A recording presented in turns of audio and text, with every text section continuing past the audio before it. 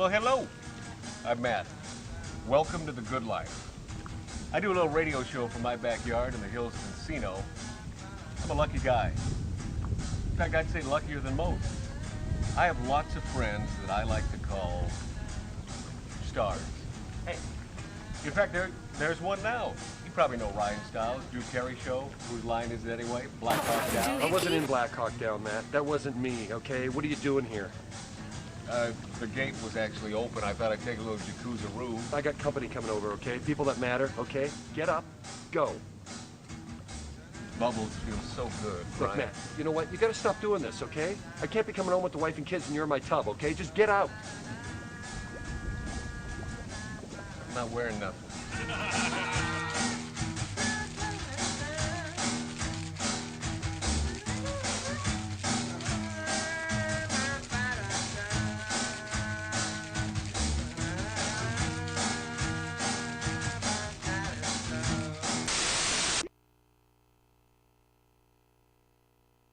Doohickey, you know, the doohickey that rolls. Hi, this is Meatloaf. Okay, kids, you know what time it is? You know what time it is? It's Outlaw Radio time! The most imitated radio station in the nation. I'm through with standing in line for some fun to begin, but I found a good thing leaving me with a grin. It's time for Outlaw Radio to begin. You have the great Billy Gibbons here? Yeah. It's very cool. He just passed out. Oh, yeah. Hey, that didn't sound too bad. Huh? At the Lightning Buffalo. Oh, man. We're here with Matt. Oh, yeah. At the Lightning. Oh, little Outlaw Radio. We're here with Matt. And he's not fat. We got all these guys and girls in the house. Let me tell you, that's where it's at. And that's, ladies and gentlemen, Matt Allen. Pass me a gallon.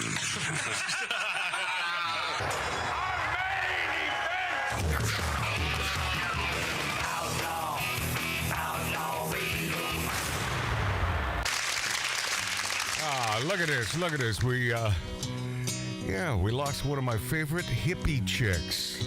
Look what they done to my soul. Remember this one? This was a big hit. Big hit. Look what they done to my soul. Interesting gal. It was the only thing that I could do every Friday. Turning out all wrong. Well, look what they done to my song. And this one, classic, huh? I rode my bicycle past your window last night. Bop, bop, bop, bop. I roller skated to your door at daylight. Yabba-da-da-da-da-day. It almost seems like you're avoiding me. She had a really unique, cool Yeah, she did. Okay, alone with love you that. got But something I love this double entendre song here. I got a brand new pair of roller This is about skates. You sex, got a friend. brand new key. See? I think that we should get together and try them out, you see. Now, here comes my favorite. This is, love this. So different than the other stuff.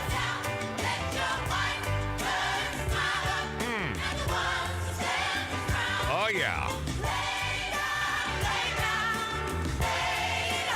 On the show today, we have the producer, the last producer who produced this lovely woman in studio. That should be cool. I had no idea she was ill, man. I didn't either. I got to tell you, 3 hits is more than most. And, she had a few other mid-charters, but these were the biggies. Yeah, I don't know what she was trying with Dave, the producer. I don't know. It was sure huge. wish we could have gotten her on the air to talk to her. I mean, maybe this is something that a couple years ago when he was producing her, she had no idea, and then boom, dead-a-roo. How old was she? Melanie Safka, 76 years old. Oh, wow. And she was only 22 when she had this massive sudden fame. folk singer, and I'm not into folk singing, but her songs. What have I always said? It's all about the song. Yeah. It's all about the song. Plus, like I said, that unique quiver. She had like a quiver in her voice. Yeah. It was really Oh, cool. and it didn't hurt that she was really hot. Yeah. Yeah, hot hippie chick. She played for, I was going to say hundreds, but hundreds of thousands, really, on the first night of the Woodstock Festival in '69, and then followed it up with a string of heartfelt and sometimes, very quirky songs that I ride my bicycle. And I love that. I think even as a kid, did I know that was about sex? You got the key, I got the lock. Yeah. I love that, though. But I'll tell you what, after I learned... I'll explain it to you later. Yeah. You look very confused. He is confused. But after I learned what it was about, I found it quite sexual and fun. Yeah. But Melanie Safka, man. Melanie. Best known as Melanie. I wonder if Dave even knows what happened. Dave Hillis, an incredible record producer. What his claims to Pearl fame? Jam 10, Alice in Chains, Jar of Flies, Afghan Wigs. Yeah. Huey Lewis. Yeah, this guy's top notch, man. Yeah. And do we have our winner in the Great Wisconsin Meat and Cheese Competition? I guess since we're delaying our fantastic producer who produced the last Melanie stuff, let's get Tim on the phone. You got his number there, Dave. Yeah, all right. This is the guy. This is the couple that sent us. Yeah, and by the way, because I want everything to be fresh, this envelope that he sent with this massive box of meat and cheese, I have waited to open this thing live on the air. $100,000 in there. Oh my God! Well, I'll tell you what, there's like $100,000 worth of food product. I know. Okay. Yeah, would you like to take the box on the stage? I can't hear you, Mark. That's because your mic's not up loud enough. Am I the only one that knows that? Hi, Matt. More meats and cheese from Wisconsin. Some Newski's as well as Stone Ridge meals in Watama.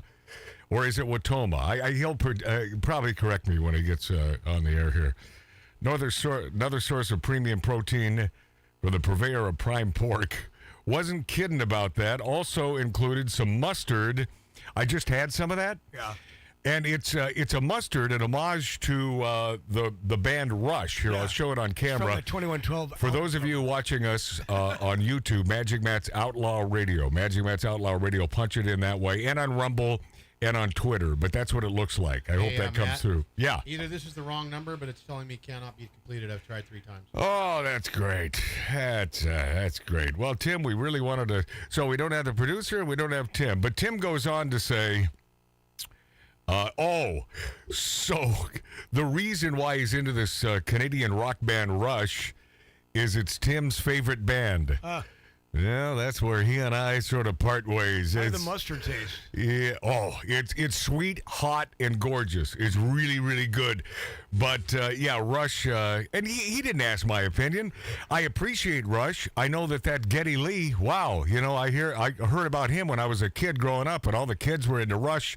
Well, I was listening to Parliament and Earth, Wind, and Fire and Ohio Players. They're all professors of music. No, they're brilliant. They're brilliant. I went to a show, and I bought their records. I listened to them growing up, but I went to one of their shows, and I fell asleep. You did? Yeah. I got really bored. Who? Yeah. Rush. Yeah. Because they're a musician's band is what they are. They're not really, I don't know. But well, I like really good musicians, are. but once again, for me, man, it's the song, and none of them really hit me. I'm not a big fan, but I'm Tom Sawyer, me, that's the other part. That high pitched voice, I'm not into that, man. I could barely stand Journey. Journey had that high pitched voice, but Journey had songs, really good songs. Lovin', Touchin', Squeezin'. I mean, I love that. That was my first girlfriend and my own self. That was our song, and a little backseat boogie and near the ferry docks. A little too much for me. Oh yeah, that's something you shouldn't have to imagine. That's the way you want it. That's my favorite. But Tim and Paula Gessner, man, Tim loves Rush. And offers this on their website. Oh, so he ordered some last year, this Rush mustard. He says it's excellent, and it is. I just tasted it. Wanted to send some last time, but they were sold out. Tastes great on these brats. Also included an assortment of cheese, bacon, sausage sticks, as well as our homemade beef and venison jerky. What'll it be? I just ate a whole bag of that. I tasted it. It's fantastic. The venison jerky. He's the winner of the What'll It Be contest, and I'll explain that in just a second here.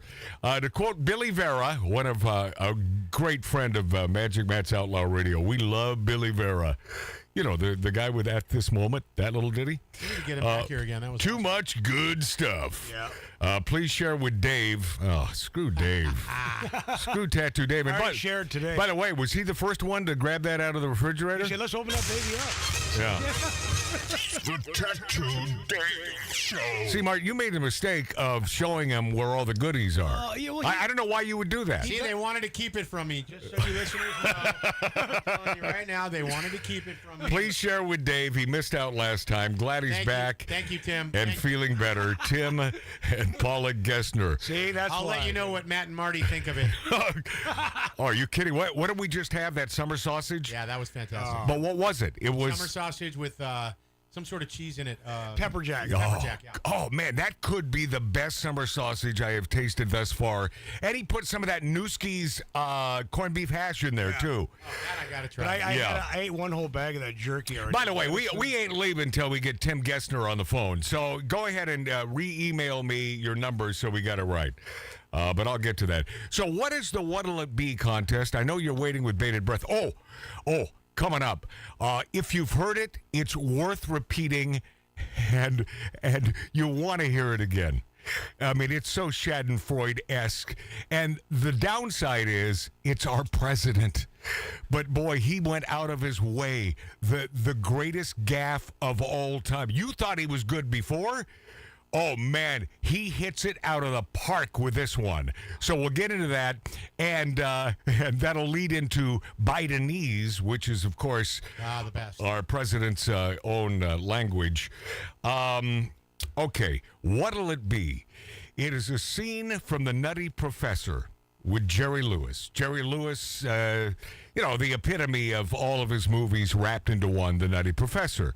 It's the bar scene at the Purple Haze, the Purple... I can never think of the bar, and I guess I should write it down. You know, if I did show prep, boy, I'll tell you, this show would just whip through. The Purple Onion? Something like that. But it was the Purple whatever, and it's this funky, hippie-esque mod bar, and he's playing Buddy Love, which is his alter ego. Hey, Pally. You know, the really cool guy. And he goes, he walks over to the bartender, and he asks the bartender, start running that right now, because it takes a while to get there, Tattoo Dave. You can't. Well, you can't find Tim Gessner's number. You can't. It's a real easy thing, my friend. It's Alaskan polar bear. Oh, yeah, that would have thrown you off. Yeah. All right. I hate it when it's not his fault. Here we go. I just hate it. Wrong. Yeah, that would be wrong. Okay. It's a well-oiled machine, my friends. And if you want to see this travesty...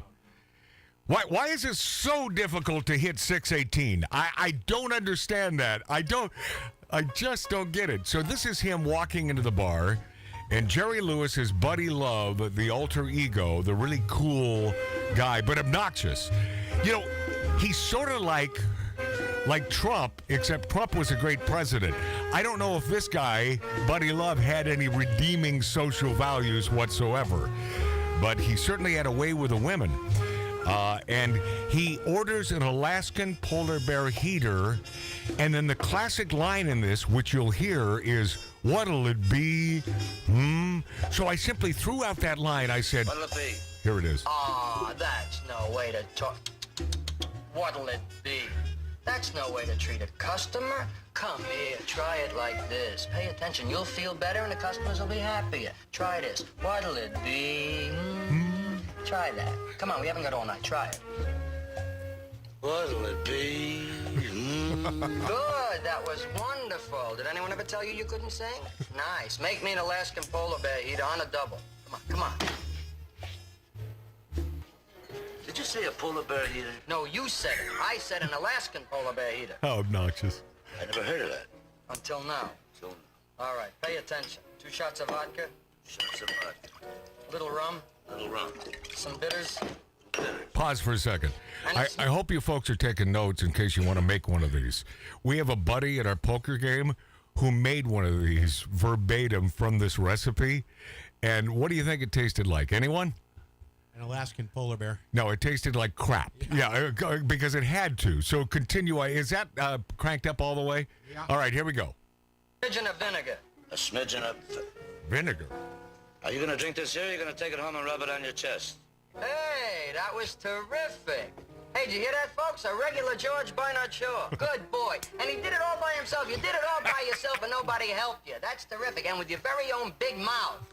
Now, if you don't want this cocktail shaker to become a part of your gums, mix the drink, shut your mouth, and pay attention. Is that clear? Repeat after me. This is good. I'll pay. I'll pay. I'll pay attention. I'll pay attention. All right, let's continue. Classic Jerry. A shot of vermouth. A shot of vermouth. A shot of gin. A little gin. A little brandy. A little brandy. Lemon peel. A lemon peel. Orange peel. Some orange peel. Cherry. Some more scotch. Some more scotch. Yeah. Now, mix it nice. Then pour it into a tall glass.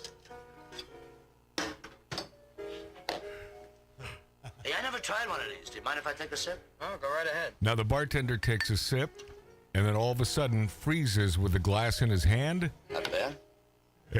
And this crash you hear is the bartender falling onto his back. And we don't know what happened to him because we didn't see him throughout the entire movie. He could have died. But that is the Alaskan polar bear heater from The Nutty Professor.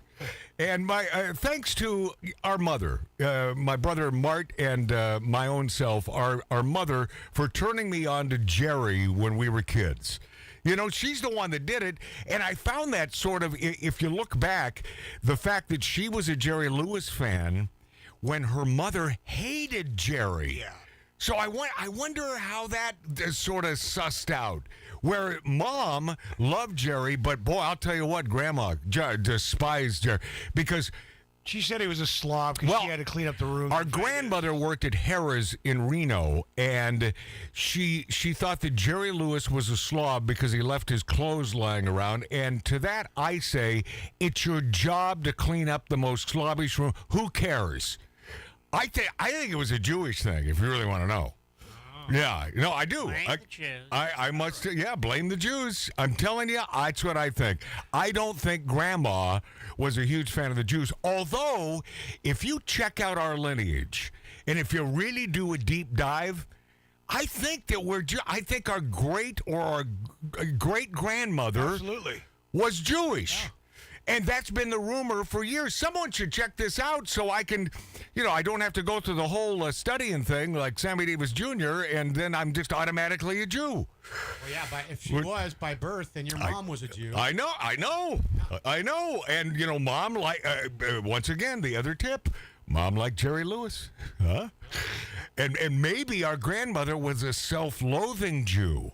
I'm not the killer of baby Jesus. But anyway, that's that would be. She was room service, not room service, but maid service. Yeah. And she was the head of all maid service at Harrah's in Reno. That's a hell of a job to, but that's part of your job. You got to put up with that crap, literally crap. Yeah, and I don't think, and by the way, I don't think running your mouth about a celebrity guest, his bodily habits there in the room. I don't think that's really above board. No. And I think that. It seems to me, and maybe they didn't have this sort of thing back then, but they should have had to sign a no disclosure. I mean, they should have. They normally do in those situations, you think. 25-year-old dancer from New York died after having an allergic reaction after eating a mislabeled cookie sold by grocery store chain Stu Leonard's. The company has now recalled its vanilla and chocolate flavors of Florentine cookies after selling them at certain locations without a label that noted peanuts or eggs in the recipe. Oh, no. Yeah, and, I've sort of poked fun at this peanut allergy thing because I think a lot of people like to be allergic to things that they really aren't. But, man, I'll tell you what. It's pretty serious. Yeah, to such a small number of people, but all it takes is one, and I feel... Ruin it for everybody else. Yes, they do ruin it for everyone else. You're right, Mark. Selfish, Mark. Selfish. Yes, but he's right. Yeah, he is. But we feel bad about this 25-year-old. She was a dancer from New York, man. Can you imagine that? 25 years old, minding your own business one day, thinking, I believe I'd like a cookie.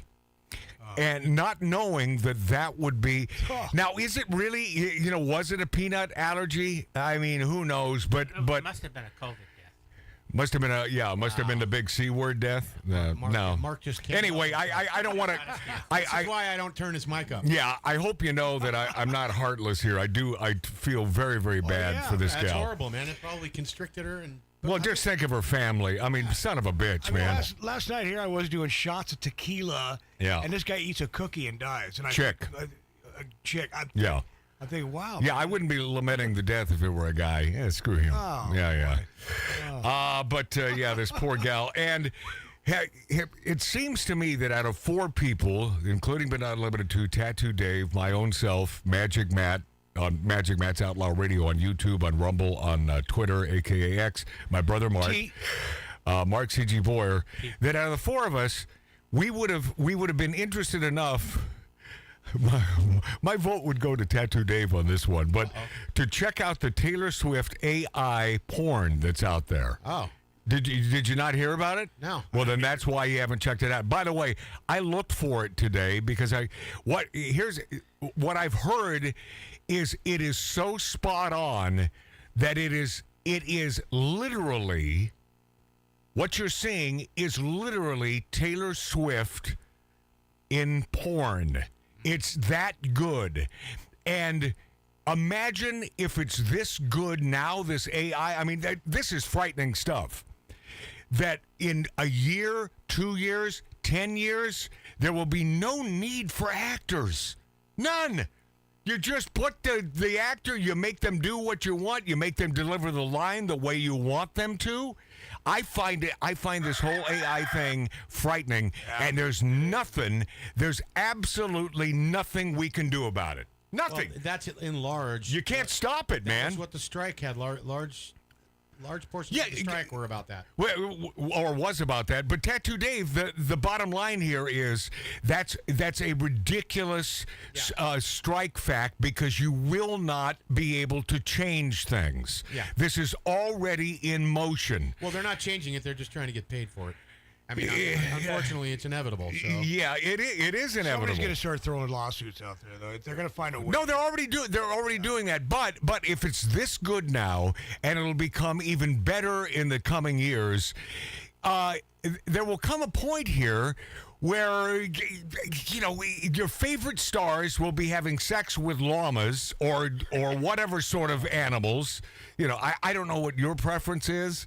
I've always, except for the spitting part, I've always, liked the llama. Well, those are some alpacas and llamas and stuff. Oh, yeah, they're spitters. They're some of the dumbest. Oh, yeah. I say this because that useless farm chick, she has her show from Canada. Are you comparing llamas and alpacas with Taylor Swift? Is that what you're doing? No. No. But I'm saying her farm, she has a bunch of them, and they just stare at the sky. And they are just big dummies. Yeah, but I'll tell you what a great way to live life. Well, yeah. I have always said that those mentally incapacitated, the kids that I used to perform for at Veterans of Foreign Wars and the Eagles and the American Legion, that I would do my magic shows for all these kids. Yeah. Why are they singing when he could have hit the intro again? I don't know. These are the questions. Then why are you playing it? Trying something new. Okay. Wow, and it's not even loud. I mean, I could barely hear the damn thing. Still talking. All right, we'll be this after back on the big dog of broad chasing. Meant to say casting. Magic Matt's Outlaw Radio on YouTube, on Rumble, on Twitter, and the greatest radio stations in America. Are the one supreme being, just dressed to kill and fulfill just any dream. You are the one heart's desire. All hits and lips made to trick just any fool. I could have sworn that you were an angel.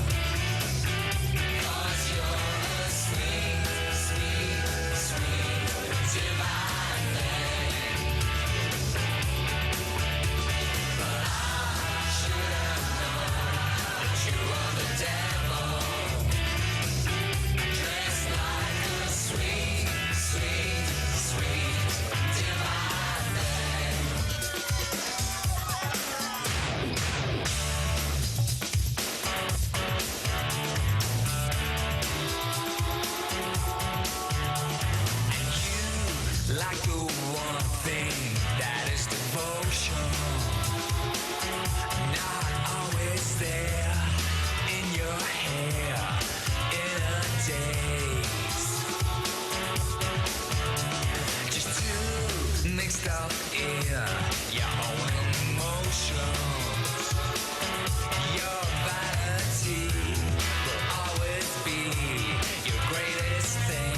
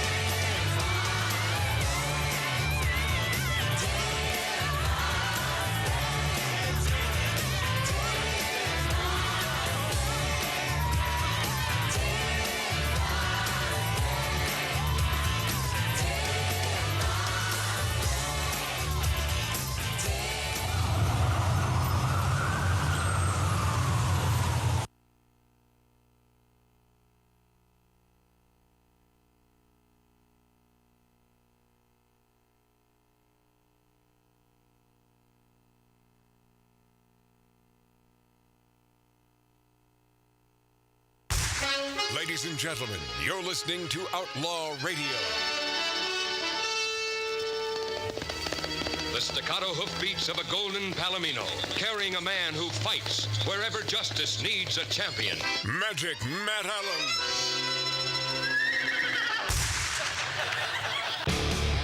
All right, seconds away from more fun with Biden. He's a funny president, ain't he? Oh yeah. Oh yeah. We'll get to that in just mere seconds. So I think we have him finally, and the question must be posed: do we have our winner in the Great Wisconsin Meat and Cheese Competition? By the way, is it truly a competition? I mean, we have the finest people in Wisconsin who listen to Magic Matt's Outlaw Radio on great radio stations, and they, without any prompting, decided one day to send us the world's greatest meat and cheese from Wisconsin. So is it a competition? Well, maybe. I mean, maybe it is. And now, with this new batch of stuff from old Tim and Paula, I got to tell you, it's a rough road, man, to try to beat this one. But why wouldn't you? You're competitive in Wisconsin.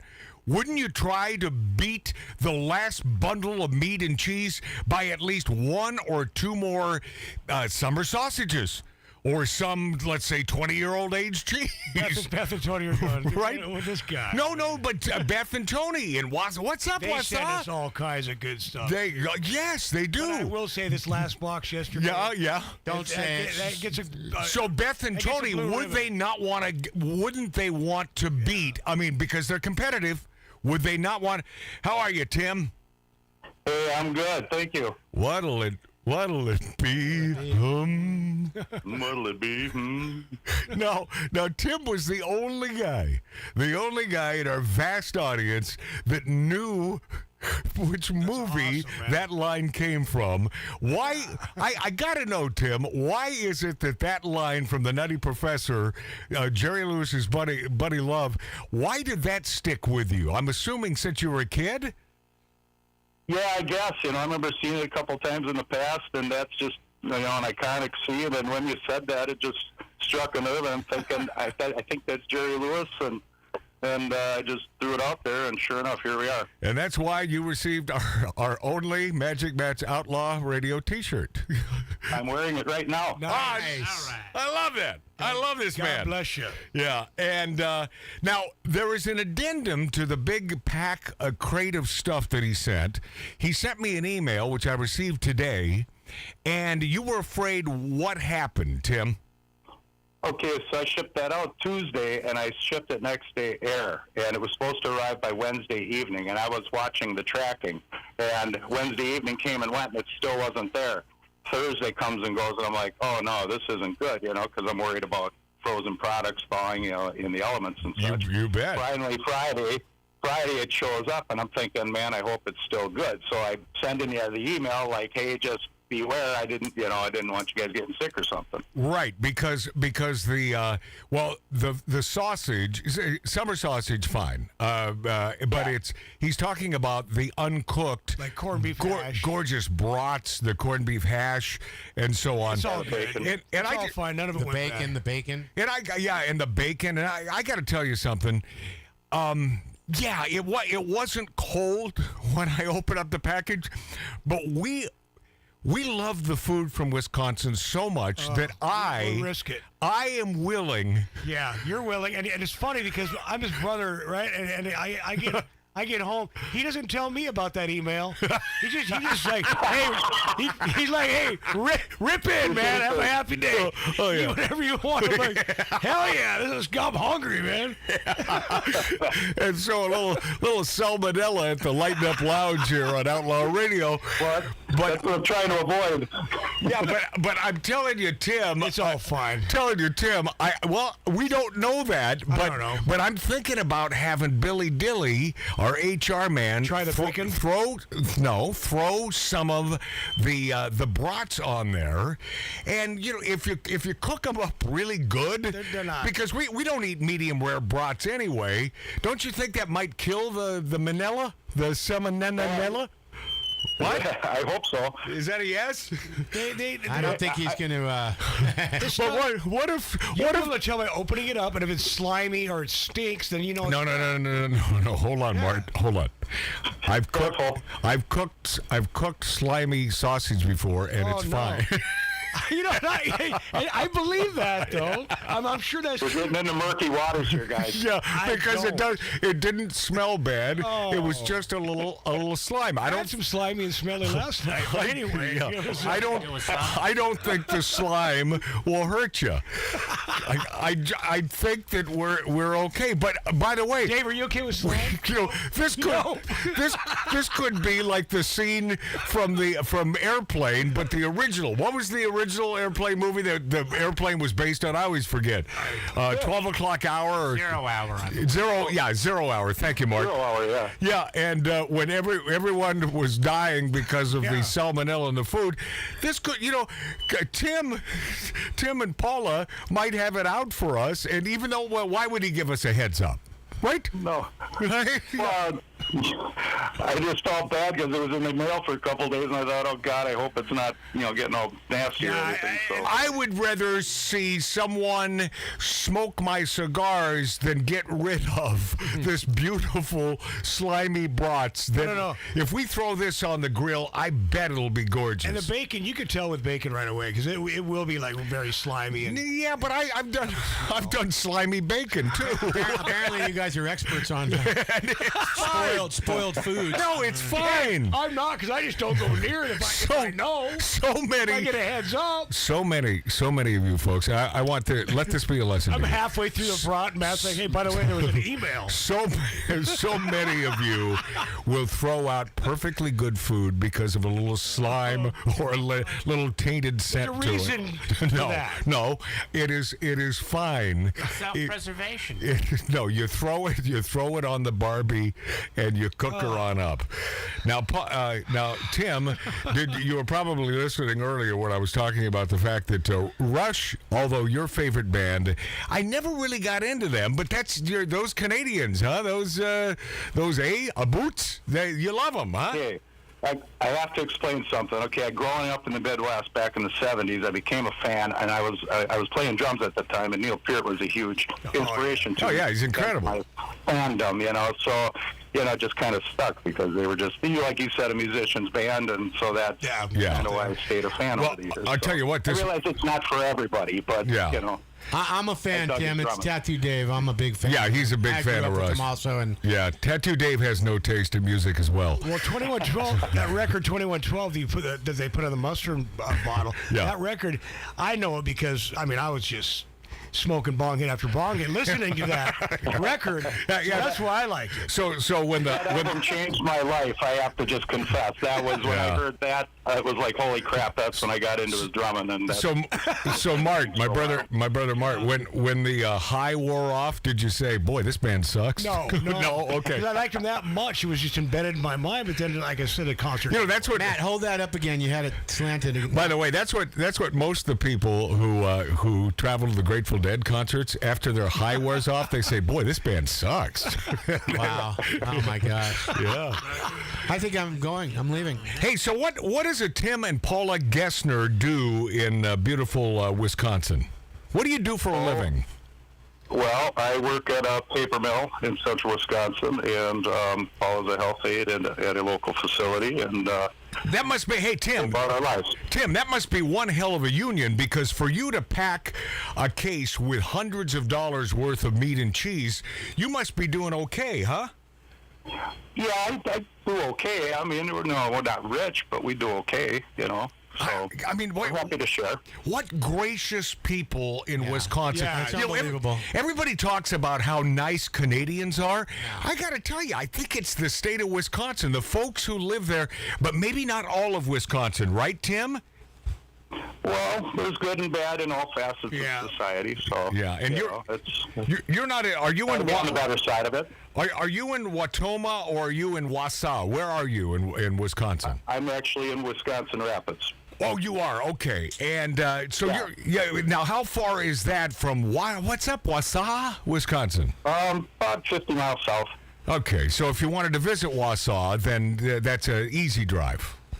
Yeah, it's right up the highway. Yeah, I want you to know how much you do know, right? I mean, and don't lie to us. Do you know how much we appreciate this box of stuff and the fact that now you are winning the big Wisconsin meat and cheese competition? Did you know that, Tim? I wasn't aware it was a competition, but okay. Yeah, but, hey, by the way, Tim, neither was I aware of this until this ginormous box came in, and I thought, Beth, Tony, you gonna let Tim and Paula beat you too? I can't imagine that happening. I'm starting to cramp up a little bit.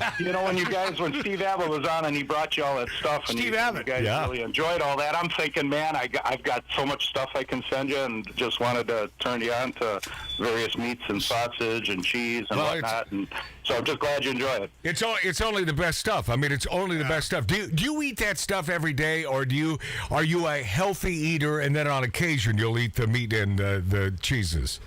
Well, it comes and goes. I mean, cheeses, eat that probably almost daily, and sausage and whatnot. I mean, it's every other day or something. Not something you live on, obviously, but we eat it enough. Well, I'll tell you what.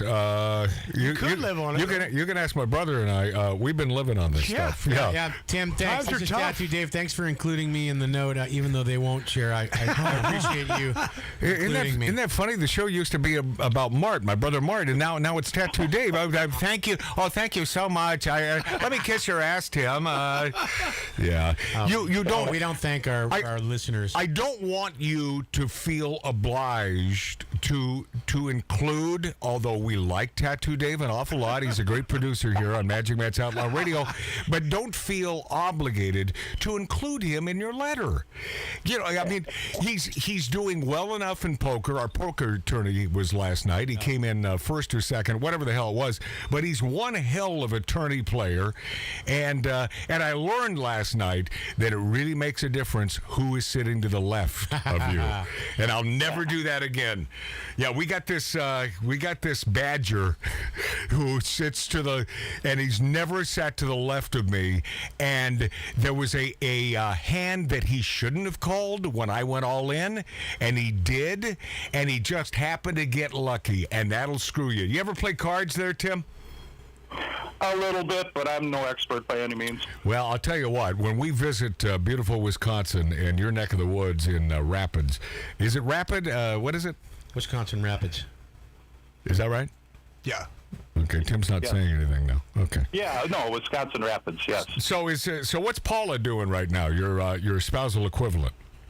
She's not here right now. She's out running some errands. All right. She missed out on this. Well, I will tell you, needless to say, these Wisconsin types are the sweetest people and the most gracious people.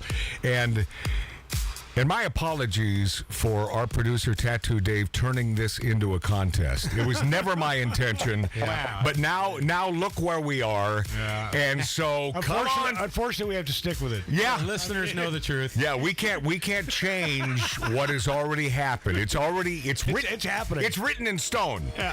So let me leave this lovely man, Tim Gessner, with these parting words, if you don't mind. In fact, you know the parting words, so first give them to me, Tim. Bumblebees can't fly.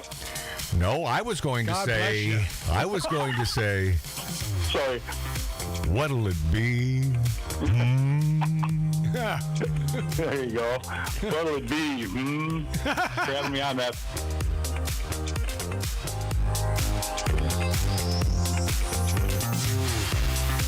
Forget the roofs and the ceilings.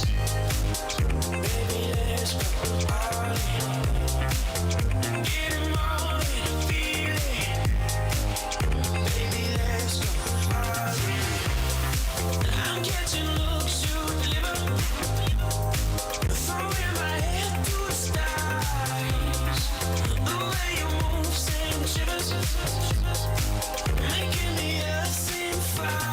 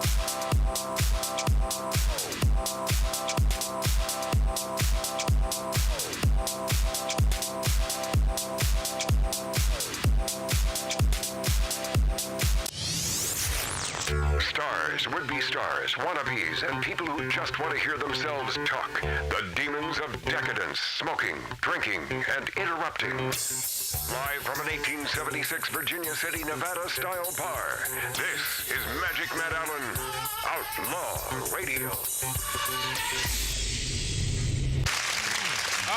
Yeah. Dave Hillis, producer, the last producer of this lovely woman, Melanie, who we lost at 76 years old, will be on with us next hour. She had 3 big hits, Brand New Key, this one, and Lay Down. God bless her. God bless her.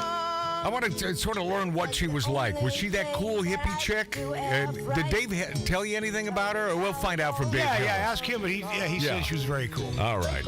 So we'll get work with. We'll get to Dave Hillis, great producer. Why is that still playing? Anyone? Go ahead and stop her. Jury orders Trump to pay $83.3 million in E. Jean Carroll defamation case. And to that I say our courts are failing us. Our courts are failing us because this was all about teaching the big billionaire a lesson. And isn't this what happened at the O.J. trial? I mean, we knew the man was guilty. What'll it be? The guy slaughtered a couple people, but of course he was found innocent. And we knew that was a crock of crap, and you know it too, at least 99.9% of you. And so this is ridiculous. $83.3 million for defamation? This blows my mind. Our courts are friggin' failing us. And these robed sons of bitches who think they're all high and mighty because they're treated that way. You know, these folks in the robes, these judges, their asses are so kissed every day by everyone. I think they have a God complex. I don't think I'm speaking out of school here. No, I think that very well could be. An additional $83.3 million to advice columnist E. Jean Carroll, who says former President Donald Trump damaged her reputation by calling her a liar after she accused him of sexual assault, a sexual assault that supposedly happened in a dressing room, 25, 30 years ago? Yeah, maybe more. I mean, absolutely, Tattoo Dave, absolutely no proof whatsoever. Right. Whatsoever. It's scary as hell because all these women have to do is say something. All they have to do is boom. Yeah. Yeah. You're under the microscope. See something, say something. Yeah. Right? How about the stoner who stabbed somebody 108 times and gets 2 years probation? They just granted everybody a license to kill. That happened right here in California. Yeah. No, not everybody. Well, in California. No, simply females who smoked a lot of marijuana. Yeah. Right? Unbelievable. So if you smoke a lot of marijuana or you decide one day to accuse this billionaire named Donald J. Trump of raping you, am I wrong? But a Donald J. Trump, would he have a tough time sort of fetching a woman? He wouldn't have to say, he'd look at them and they would jump onto his noggin. Am I wrong here? No. I mean, am I wrong? No. He doesn't have to rape anyone. No. I don't believe he raped anyone. He may be a loudmouth, and he is. And he may say the wrong things, and he does. And he may tweet out the bad tweets, and of course he's consistent with that. But the man did not rape anyone, and this is about the defamation, the things he said about her. I recall the first thing he said was, "She's not my type." Yeah. She's not my type. And it sounds to me like he was being very sincere. Well, he also, didn't he say, I've never met her? Yeah, well, he said, I'm not certain I ever met her. Yeah. But yet, now we come to the conclusion that he raped her, but let's just say that he didn't rape her. This was about defamation. These were the words that he said about her after the case. Yeah. Just absolutely mind-numbing crap. Our courts in the United States of America have failed us. I got a little taste of this in divorce court. I got a little taste of this. A little message from Dave, too. Yep. All men Not do. good news for us, but... Hello? You want me to read it? I thought we were going up. I'm not going to be home till later now. Sorry, I wish I knew earlier. I could have done something about it. Next weekend, thanks. Thanks for thinking of me. I want to catch up with you soon. All right, Dave Hillis, the great producer. Next week, and this is going to sound heartless, and I don't try to come off heartless, but next week, a week from this weekend, no one's going to care about Melanie Safka. We'll be this after back. On the street, I was talking to a man. He said there's so much, but there's nothing, man, that I don't understand. You shouldn't worry, I said that ain't no crime. 'Cause if you get it wrong, you'll get it right next time.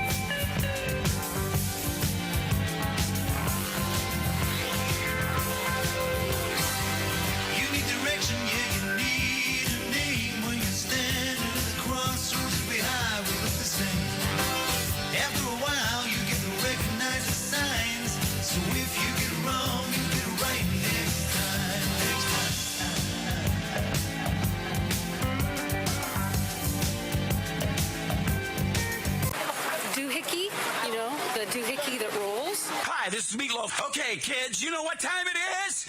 You know what time it is? It's Outlaw Radio time! Our main event! Outlaw Radio. Hi, this is Sean Young on Outlaw Radio. Hey, this is Shelley Berman on Outlaw Radio.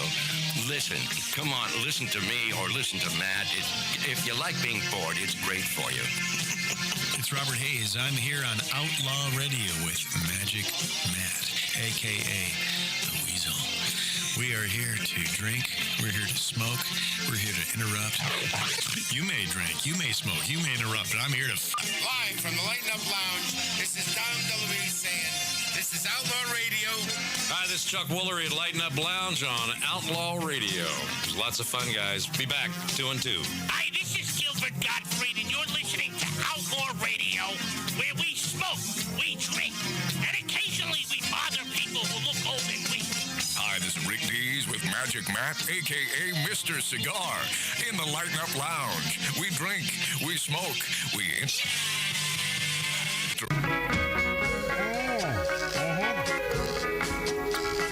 Welcome back, my friendlies, to Magic Matt's Outlaw Radio on YouTube, on Rumble, and on Twitter, a.k.a. X, and the great radio stations across the country. Hey, by the way, should have written down your name. I should do a lot of things that I don't do. But the gal that was commenting on our cameras, especially the ones on the table there, picking up my brother Mart and Mark C.G. Boyer, sucking. You're right. You are right. And we are working on it. We are working on it. So I want you to know, we really are. There is some diligence here being done. And I appreciate it very, very much. Like cutting Mark completely out of the shot. Yeah. We're working on that. I just woke him up. Yeah. Hey. One day I want to be able to Zoom. I can barely hear you. Somebody's singing. What was that? I said one day I want to be able to Zoom. Well, I would just love you to be able to Zoom. That's our producer, Tattoo Dave. This is the greatest of all time. Boy, when I heard this, I said to myself, he has outdone himself. That real funny president named Joe Biden. And P.S., it took me 45 minutes to record this. Why? Because on Facebook and on YouTube, from where I found the clip, before I can record it, about 20 seconds in, it says AW, snap. Aw, snap. And then it goes away. Yeah. It only does that with conservative political bits, short little promos, any conservative, even the written word. Breitbart, it's been doing that on the Breitbart page for a couple years now. Snap. The man is watching. Well, you don't. You know I'm not a conspiratorial dude whatsoever, but I'm telling you that they do have their hooks in anything conservative. Hey, Mark, you're a computer programmer. That's easy to program, right? That's analytics. Yes, it is. Yeah, and you know, so it's not just happenstance that it happens to be any other YouTube vid. Fine. But if it's some sort of political conservative leaning thing, it's aw snap. And has anyone else suffered from that, or is it the fact that I'm still using Windows 7? I mean, that could be. It's got to be it. And I haven't updated the thing. So this is Joe Biden caught sort of speaking a different language. And then afterwards, on the way out, as he's walking out, he began listening to a barrel of beer. Now, I appreciate our HR man, Billy Dilly, walking in, but when he does, could you make sure the son of a bitchin' curtain is closed? You know, could we just take care of business here? Somebody get Don on the phone. Yeah. You know, I'm sure when Tattoo Dave was out there with Billy, he's saying, I don't know how much more I can put up with that. I just, oh, God, it's just... Well, because I ask questions. I mean, we love him, but why don't we just ban him from coming in? No, I was talking about me. Oh. Oh, well, I was talking about me, Tattoo Dave. You're banned. We do that all the time. No, Like, man, what an Tattoo a-hole. Dave. Yeah, Tattoo Dave. Well, okay. Let's go back. Let's go back last hour. I'll illustrate this. So right before we came back from break, he plays a bumper, which is Shadow Stevens, and now Magic Matt's Outlaw Radio, and whatever he says, right? And so before that happened, I said, Tattoo Dave, could you play the Melanie thing again? Because I'm going to talk about Melanie Safka and the fact that we miss her at 76 years old, and she's dead-a-roo. And I said, so you play it, but we won't play the whole thing. Oh, yeah. And then I said, did you hear me? And Tattoo Dave said yes. So we come back from break. The song is playing. But then all of a sudden, it's just going into the next song, and it's, and I'm wondering what the hell. I said stop it when you want it. I'm so I've got the buttons now? So I can... don't play the whole thing. So. Right. So it's sort of an inner... He was waiting for your cue, though. What cue would that be? Hey, Dave, we're done with the music. Stop. That's the cue. Do I have to say that? Sometime. With Dave, from now on, you don't. And I'm not going to apologize. I mean, could Tattoo Dave simply just sort of feel me? I like to see him. I'm putting the camera on me, and they're going to watch me walking out. Tattoo Dave, can't you just feel me? No. I don't. I did kind of read your mind, but no, you didn't. Obviously, you didn't. See, I get twinges and chills because it reminds me of my dad. When my dad would I should have pressed stop, but I just when was my dad would get down. upset, he has the same kind of mannerisms as our father. Because my father is also a perfectionist, and he is, and a great man. And he is, and a great. Well, don't forget that. No, I don't. When you're throwing me under the bus verbally out there in the green room, don't forget. When I say sometimes the apple does fall far. Not this time, man. No, never. No. Well, sometimes, but not this time. All right. Yeah. So I don't think my producer Tattoo Dave sees me. I don't think he sees me. Do you see me? This brings me back to the first time I met Lori Downey Jr., our former producer. And we were at a party at that bitch's house. And no names. GC. Whatever. But we were at a party, and so she starts talking to me about, she wants to read me, and she believes in all this supernatural stuff, and I'm thinking, all right, this is a broad that I appreciate the fact that she's the widow of Morton Downey Jr. I loved your husband, or as most people think, your dad. Most people think when they meet Lori Downey Jr. that Morton Downey Jr. was her father because, they're 32 years apart. A little bit of a difference. Yeah, when I did the Howard Stern show a couple years ago, and Lori acted as though, she just woke from sleep. She's quite the thespian. Hi, Howard. That's it. By the way, just putting it on. Oh, yeah. Hi, Howard. And I said, and I want you to know, 32 years, Morton Downey Jr.'s junior, and Howard was very funny. He said, oh, yeah, Matt wants everyone to know that, so you know that he's not dating an old hag. That was very Sean Youngish. Yeah. Whatever that means. Boy, I'll tell you what, he's batting 1,000 today, that Tattoo Dave. I apologize for him. Is he walking out? Is he walking out yet? I can't see him. I'm going to leave you with this. No. The Tattoo Dave Show. I mean, understand what we do here. This is a labor of love. We get together in this 1876 Virginia City, Nevada style bar to drink, to smoke, to interrupt, and have a good time and love America because, as you know, we are lovers of the great country formerly known as the United States of America. A lot of problems right now. Hopefully we can fix that in a few months. Hopefully. But boy, not with this guy in charge.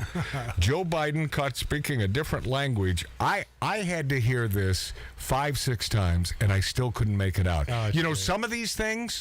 Some of these things that he said in the past, you could sort of make out. A little bit. This one was your grandfather finally taking the deep dive at Thanksgiving dinner, and you're saying, well, he had a good life. He had a good life. You got your forefinger on 9 on the phone, and you're just waiting for him. Oh, yeah, because it's over. I want you to listen to this. Here we go. That's not it. But that's not it. Batting 1,022 now. I got to tell you, just incredible.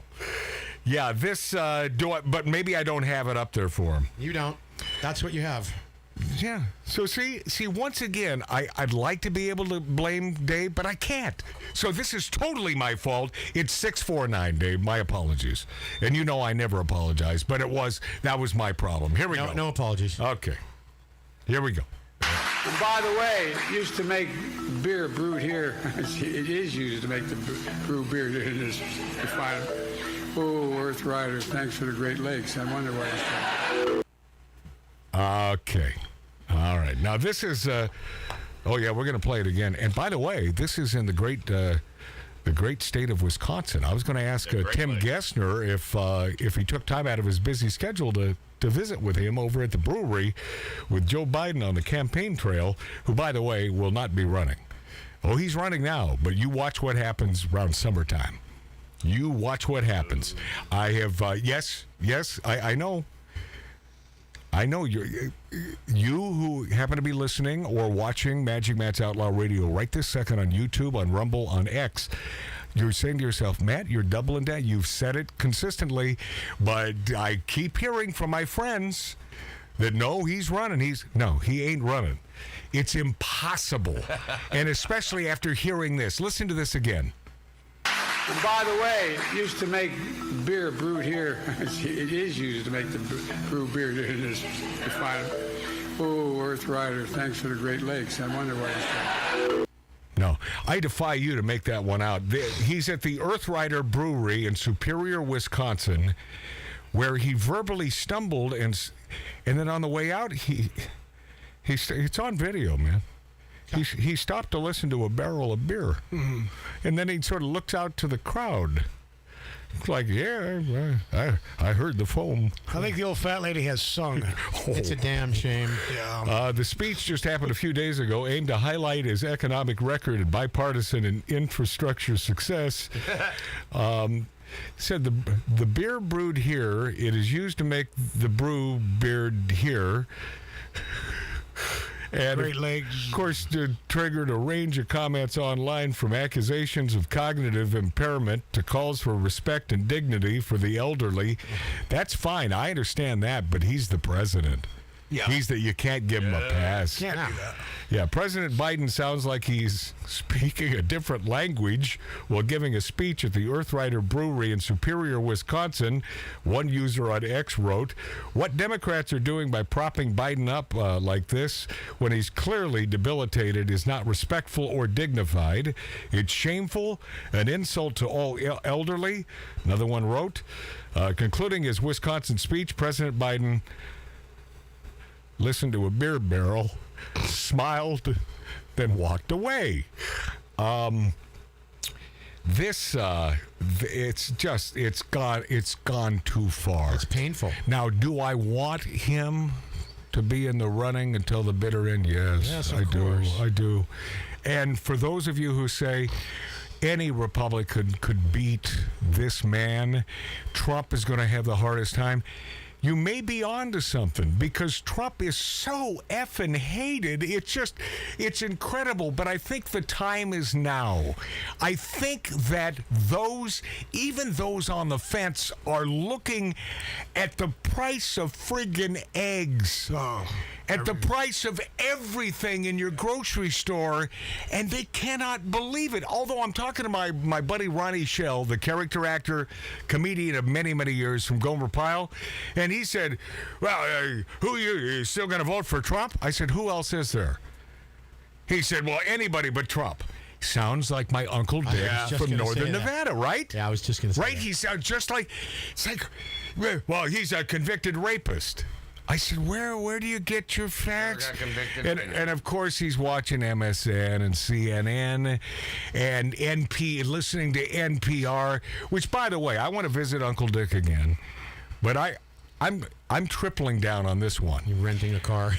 Hey, Tattoo Dave, I mean this from my heart. I cannot stand to be in that car while Uncle Dick is blaring NPR again for an hour to the airport. I simply can't, because they are lying thieves of the truth. They are pieces of crap, Every story is about the downtrodden, and every story, because they'll do their 5 or 7 minute soliloquies, they'll do their stories about the downtrodden. Everyone on NPR is a victim. Everyone is a victim. Oh, yeah, most of the left. they Let's listen to Joe Biden again right before he listens to a barrel of beer. Here we go. And here we go. And by the way, used to make beer brewed here. It is used to make the brew beer in this refinery. Oh, Earth Rider, thanks for the Great Lakes. I wonder why he's from. But may I Why point does he out? always laugh? But may I? That's what I was just about to say, Mark.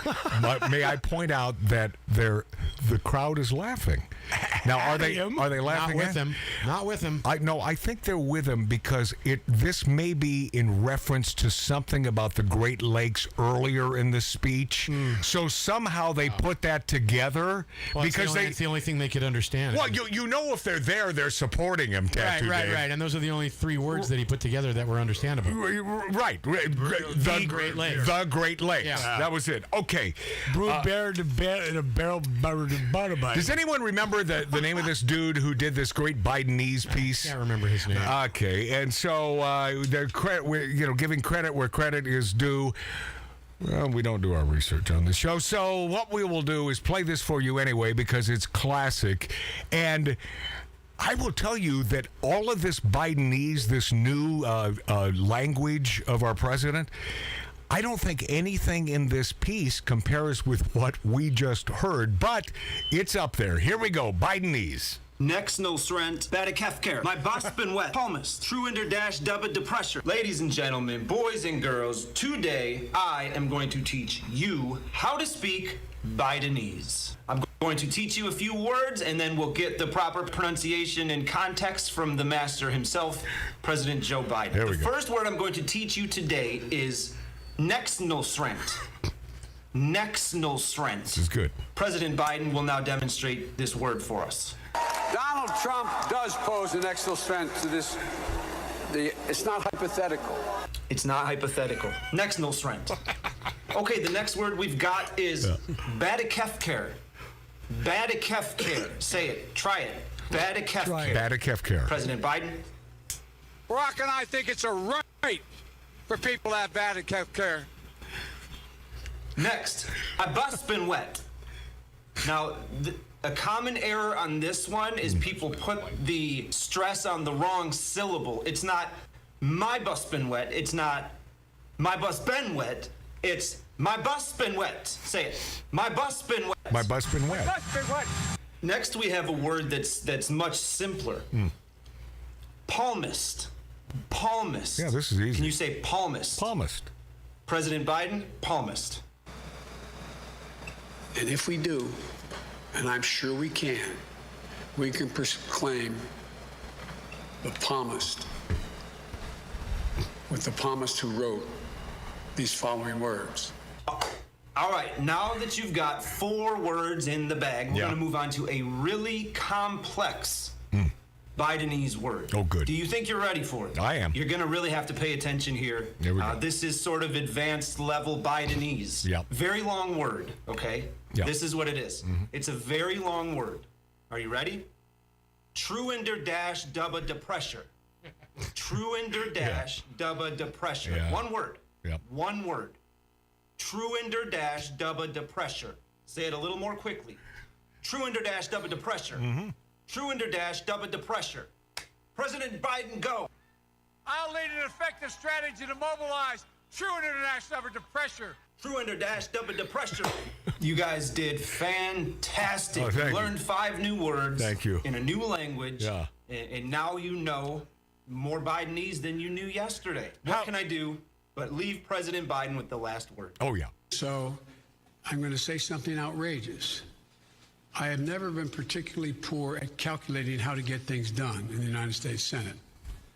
So the best way to get something done, if it holds near and dear to you that you like to be able to, anyway, we're going to get a lot. I got hairy legs. Yeah, and that was about a year and a half, 2 years ago. Yeah. In fact, that was at least 2 years ago. Yeah, I want to say February. And little kids, they'd rub the hair, on my legs, and they'd stick straight up in the summer. Can you imagine if Donald J. Trump said something like that? They would call him an axe murderer. Well, they do anyway. Yeah. I mean, the fact that they go out of their way to call him Hitler. Who are the fascists, my friends? It ain't us, and it certainly ain't Donald J. Trump. Who's the loudmouth? Donald J. Trump. But he speaks the truth. We need him more than ever right now. Oh, yeah, for sure. And I'll tell you what, this Nikki Haley, wow. She's being funded by a bunch of Democrats. Now, you know that, right? But including but not limited to also the Koch brothers. Remember the gay fella who, by the way, we never kicked him off the show, Frank, who was a showrunner here in Hollywood? We wanted him to be a part of the show because, frankly, we needed... as they do in television, as they do in movies, you have to have Asian, black, gay. You have to have a sect of a multiple bunch of. What are you saying, Mark? No Italians, though. No Italians, no, and no Irish. But you have to have a multiple of several different ethnicities and so on. Where was I going with Didn't this? he remove himself from the show? Yes. So Frank, but he would always talk about the Koch brothers, and the Koch brothers known for being Republicans. However, the Koch brothers, as I understand it, and they're billionaires, I think, beyond Donald Trump. And they've been throwing money into the campaign. That's how much so many of these wealthy Republicans hate Donald J. Trump. George Carlin did a piece years ago about how the government is not looking out for you. They're looking out for the megalo companies and the corporations. I remember watching that piece as a kid thinking, oh, come on, that's so conspiratorial. I must tell you, here in 2024, it makes all the sense in the world that the giant corporations, it's not about Democrats or Republicans. No. It's about control. It's about power. More than anything, it's about power. And these folks are taking down the greatest nation on the planet. And if we don't do something and do something quick, we are hell-bent on going down the tubes the entire way. And yes, every 4 years or every 8 years, but every 4 years. Wow, this is the most important in life. This truly. Oh, this is. Don't you see it? This is do or die, right? This is friggin' Mark, this is do or die. It sure is. And we're already halfway down the tube. More than that. More than halfway. My buddy that lives in Montana, he said, buckle up, man. He goes, I still got room for you guys out here on my property. He said that, too. Yeah. He said, because we don't let people like that. We're trying to stop people from coming in through our borders. Well, which is tough because you can't really do that. Yeah. But they're kind of showing their strong arm a little bit, going, you can't do that. And by the way, thank God for the governor of Texas. Yeah. What a job. Doing the right thing. Simply trying to protect the people of Texas. And he told Biden and the razor wire bed, well, that's unlawful. Screw you. We're looking out for our people here in Texas. Yeah. That's what we're here. He was voted in to make certain that the great people of the state of Texas are safe. That's why he's there. It's awe-inspiring how down the rabbit hole we have found ourselves in such a short time. It only took 3 years, man. 3 friggin' years to get to this point. Yeah. That's frightening, is it not? Buy your ammo now. Woke is broke, you big corporation, you stupid a-holes. Don't you understand this? Yeah. Do the right thing because it's the right thing to do. And our court's going down the tubes. $83.3 million Trump is ordered to pay in a defamation case? That's insane. Because he said nasty words? Insanity. We'll be this after back on Magic Matt's Outlaw Radio.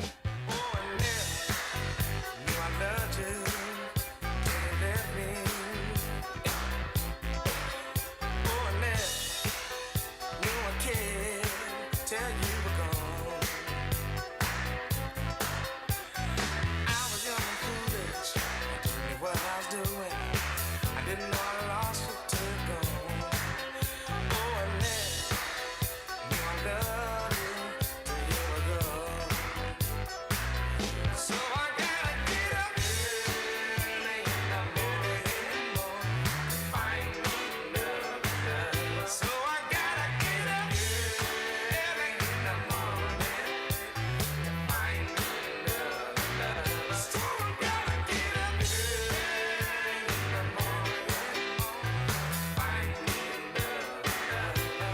Gotta get up early in the morning to find love. Now I gotta get up early every morning, 'cause the elephant always catches the worm. Now I gotta get up every morning, gotta make up for the lessons I learned. Gotta find me a lover that won't run for cover. Gotta find me a lover that won't run for cover. Gotta get up early in the morning to find love. So I gotta get up early in the morning to find love. So I gotta get up early in the morning to find love. So I gotta get up early in the morning to find love. I was young and foolish, I didn't know what I was doing. I didn't know what I was till you were gone. She had a pretty face, drove me wild. I even wanted her to have my child.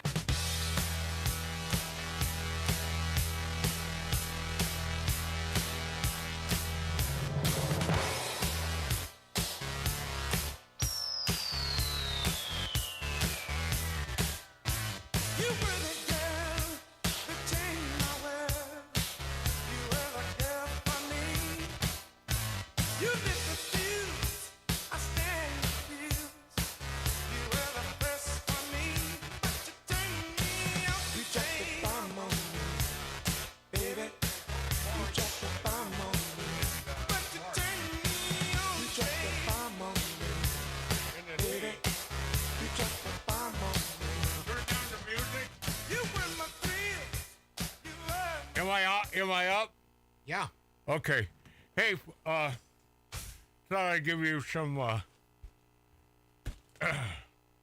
some behind the scenes crap just for you watching us on YouTube and on Rumble.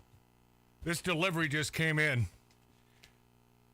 This is the kind of stuff that I buy, but only because it's a good deal. If you buy these in the store, you're going to pay $10, $11. On sale, maybe $9. Okay, hold on.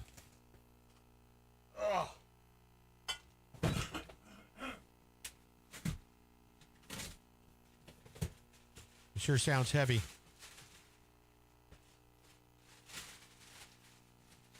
Can't even get to it. Oh my God, it's a box within a box.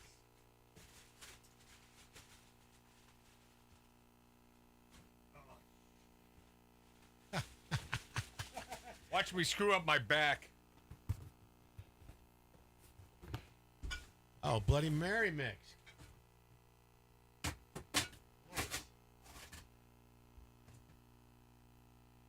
Little Mr. and Mrs. T's. When you can find this stuff for under $4 a bottle, do you know how good a deal that is, Dave? Yeah, that's a great deal. Do you have any Bloody Mary mix at your house? I will after you give me that. I'm gonna gift you one.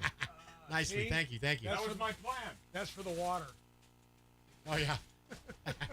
Marty drank. Thank you, sir. No, that Matt and I both drank. Hold it up. There you go, Billy. Don't just lay it on me, bitch. Sorry, you guys had to. Now I'm out of breath. Wow, Billy's really sorry that we had to do that, Matt. I know. He's really sorry. I hear you. That's awesome. Okay, we got to come back, boys. So we should just. I'm out of breath. Give me another minute, according to my clock. Okay. Ugh.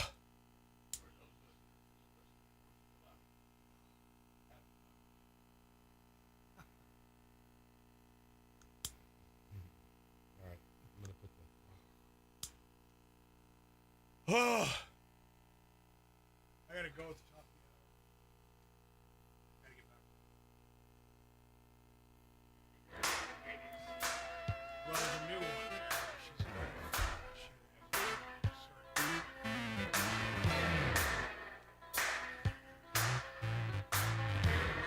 there. Anytime. Well, you got to turn our mics off, though, before you come.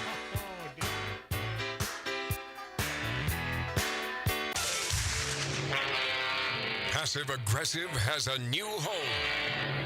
You're listening to Outlaw Radio with Magic Matt Allen. It's Outlaw Radio time!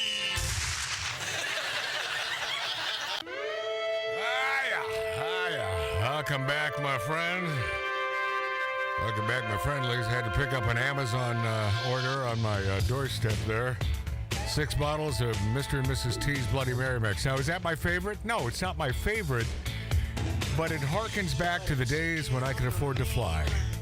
It would always be Mr. and Mrs. T's Bloody Mary on the flight.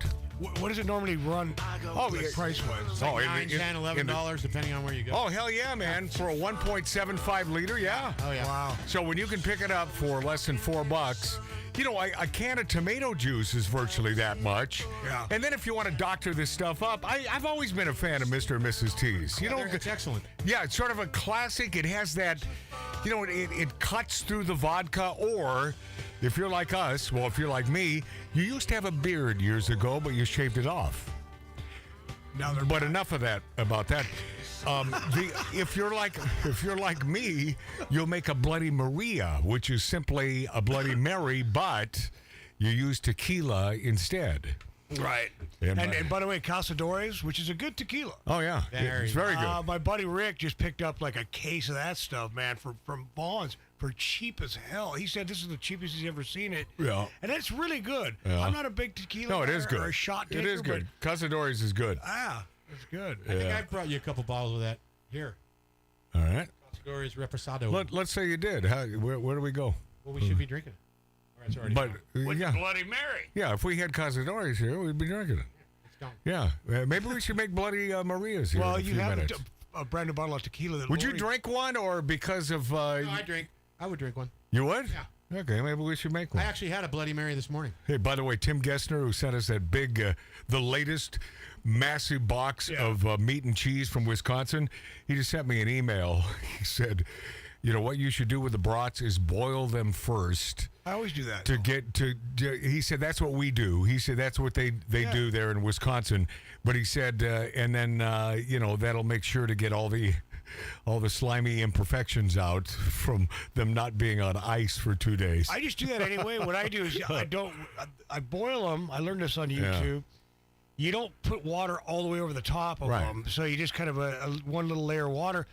You boil them, and then you actually put your onions in there and make the saute as you boil them. Then you pull the brats out and you put them on the grill or do whatever. And they turn out great. With beer, you got to put a little beer in there, too. Well, you don't. Yeah, I mean, why not? Yeah, it works, man. Remember Linda Carter, Wonder Woman?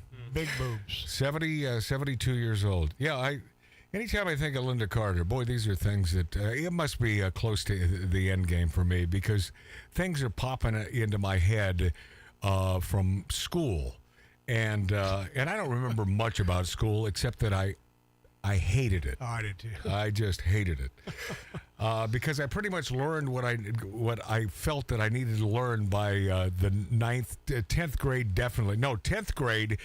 I was bitching at the teachers because I said, but we just learned this last year. Yeah. I already know this part. Yeah. So I would, I'd take a test, finish it like that, boom, and say, okay, may I be excused? And then the teacher would say, well, no, you have to stay. I said, why do I have to stay here when I could be out booking my magic shows? Well, that's this is true story. Yeah. True story. And they'd say, well, no. I'd say, well, this is, so I'm wasting my time here and what a precocious kid. Maybe this is another reason why I like Trump. Yes, I tend to be a bit of a loudmouth, but it's the honest to God truth, man. They're trying to teach you that What? You're working an 8-hour job. You have to be in that place no matter what. Hey, right? guess what, Mark? Yeah. I wasn't being compensated for being in school. I get right, you, man. right. So I had already. So then I'd sort of argue with the teacher, and then out. Just like the dive bars over the last 15 years for me. Out! Did Big Dummy come out? And then, that was before I perfected the art of the big dummy comment at a bar where someone wants to kick my ass. I've adopted that one, and it doesn't go over very well. Oh, it doesn't. You call someone in a bar big dummy? Oh, and it's a classic. Now the only time I'm going to do that is if I'm sitting there with Tattoo Dave. Yeah, it's funny. I use that. There's a guy that I do this online poker tournaments, and his name is Big Daddy, and he's such a bad player. I went on there and I said, you should change your name to Big Dummy. Oh, jeez. Yeah, and it went over like. Oh, did he come at you? Oh yeah, but everybody else was laughing. It was funny. Yeah. So I ended up in the vice principal's office, and he and I had a great relationship. And he's the one who said, "Matt, you're wasting your time here." He did. He said, "But if you ever repeat this, I'll deny that I said it." But he'd say, "How's your dad?" Because our dad is a tremendous musician, a one-man band. Everyone knew him. The days in the Great Pacific Northwest, and so everyone knew him. So the vice principal. I got chicks because of Dad.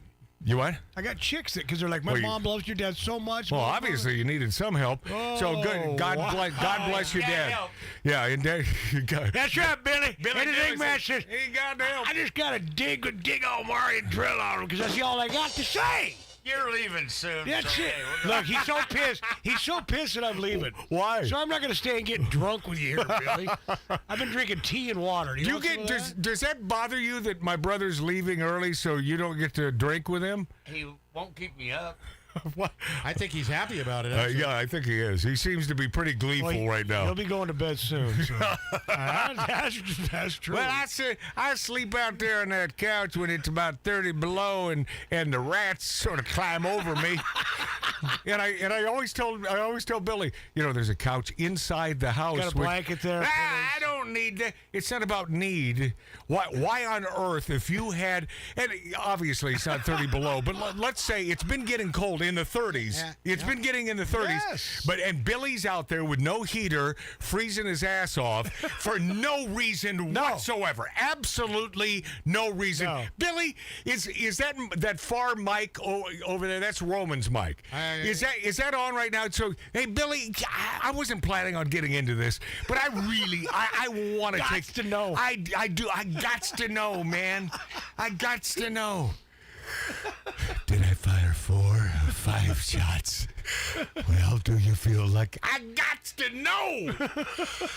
So what is it, Billy? So Billy, why the obstinance? Why the obstinance to being on a couch inside the house where there are no rodents? First of all, first and foremost, no rodents.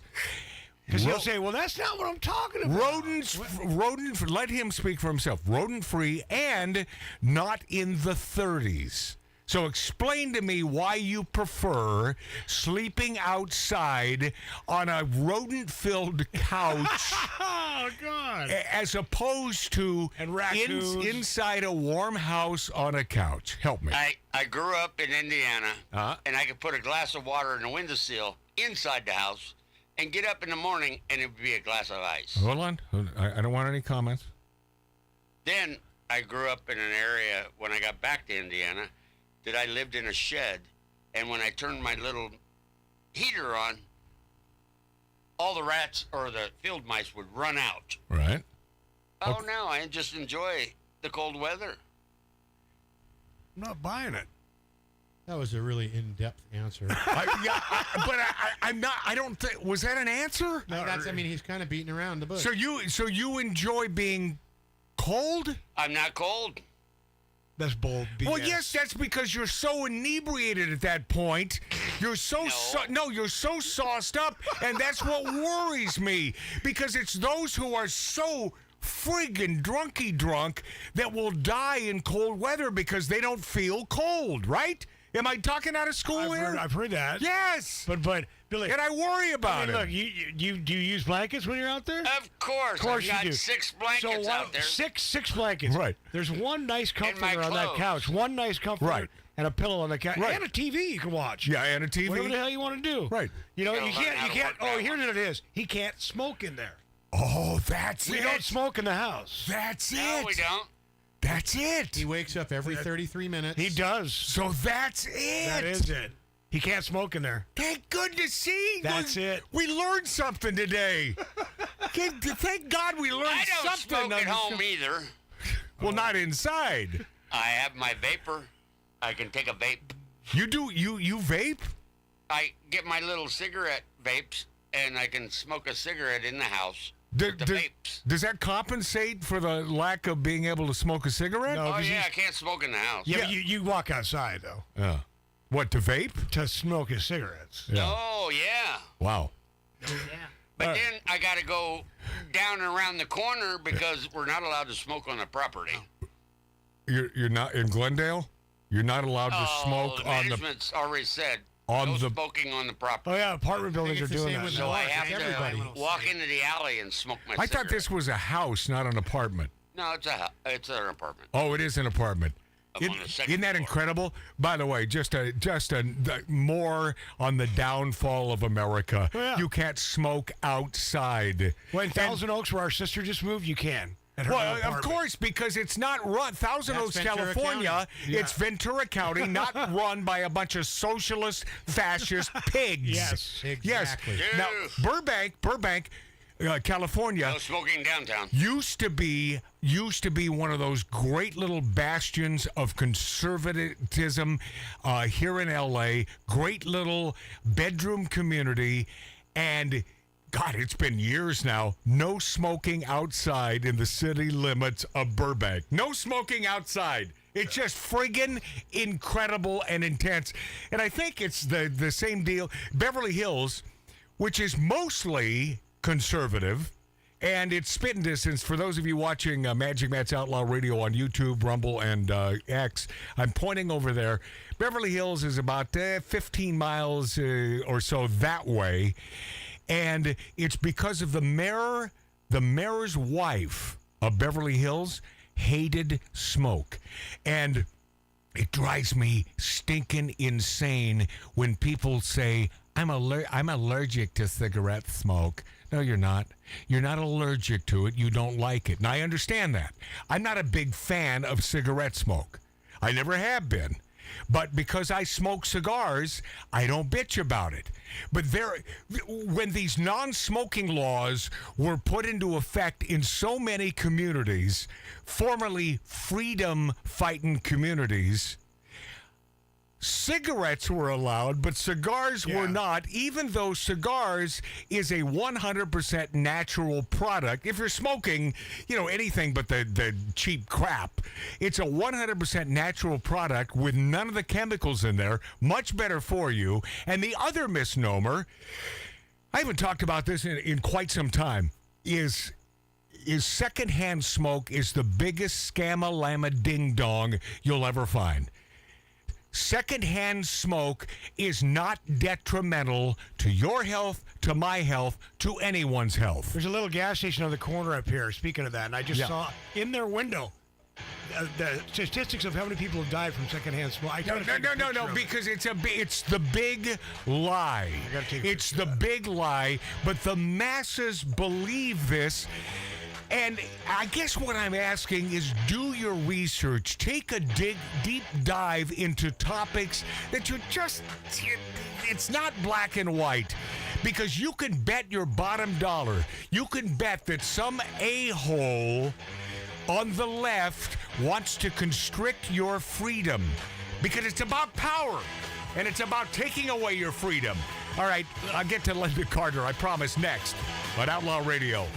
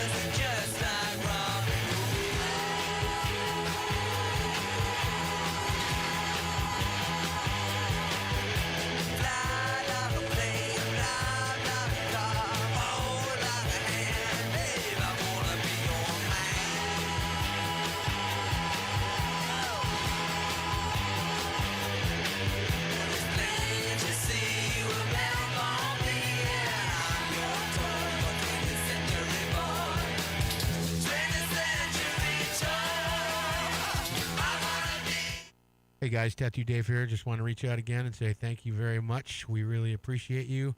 All you watching us on YouTube, X, Twitter, Rumble, and all the great radio stations across the country. We really appreciate you. Thank you so much.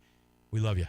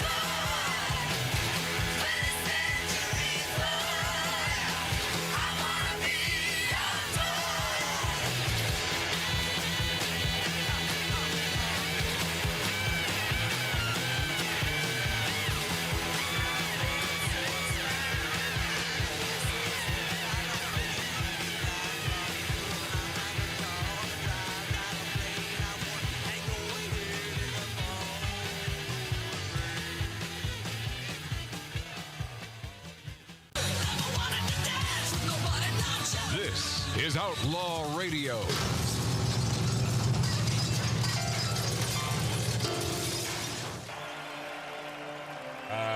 Next hour, family goes viral after a husband accidentally orders 200 chicken nuggets from McDonald's. You heard me. And the publisher of Sports Illustrated lays off magazine's entire staff. Go woke, go broke, my friends. Yep. Linda Carter, 72. I would have thought that she was older than that, but 72 years old.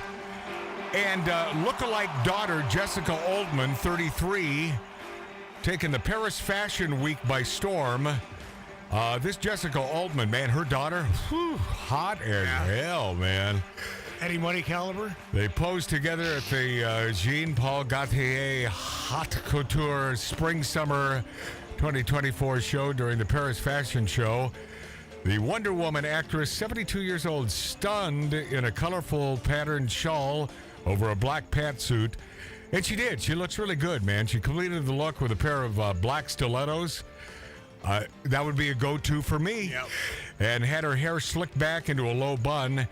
33-year-old Altman, her daughter, wore a white turtleneck with cutouts throughout, which she paired with black parachute pants and a metallic red belt. Parachute pants. Isn't that what MC Hammer used to wear? I was just thinking. Yeah. Can't touch this. Yeah. Wonder Woman. The Pieces singer also rocked a pair of black. Oh, so she's a singer?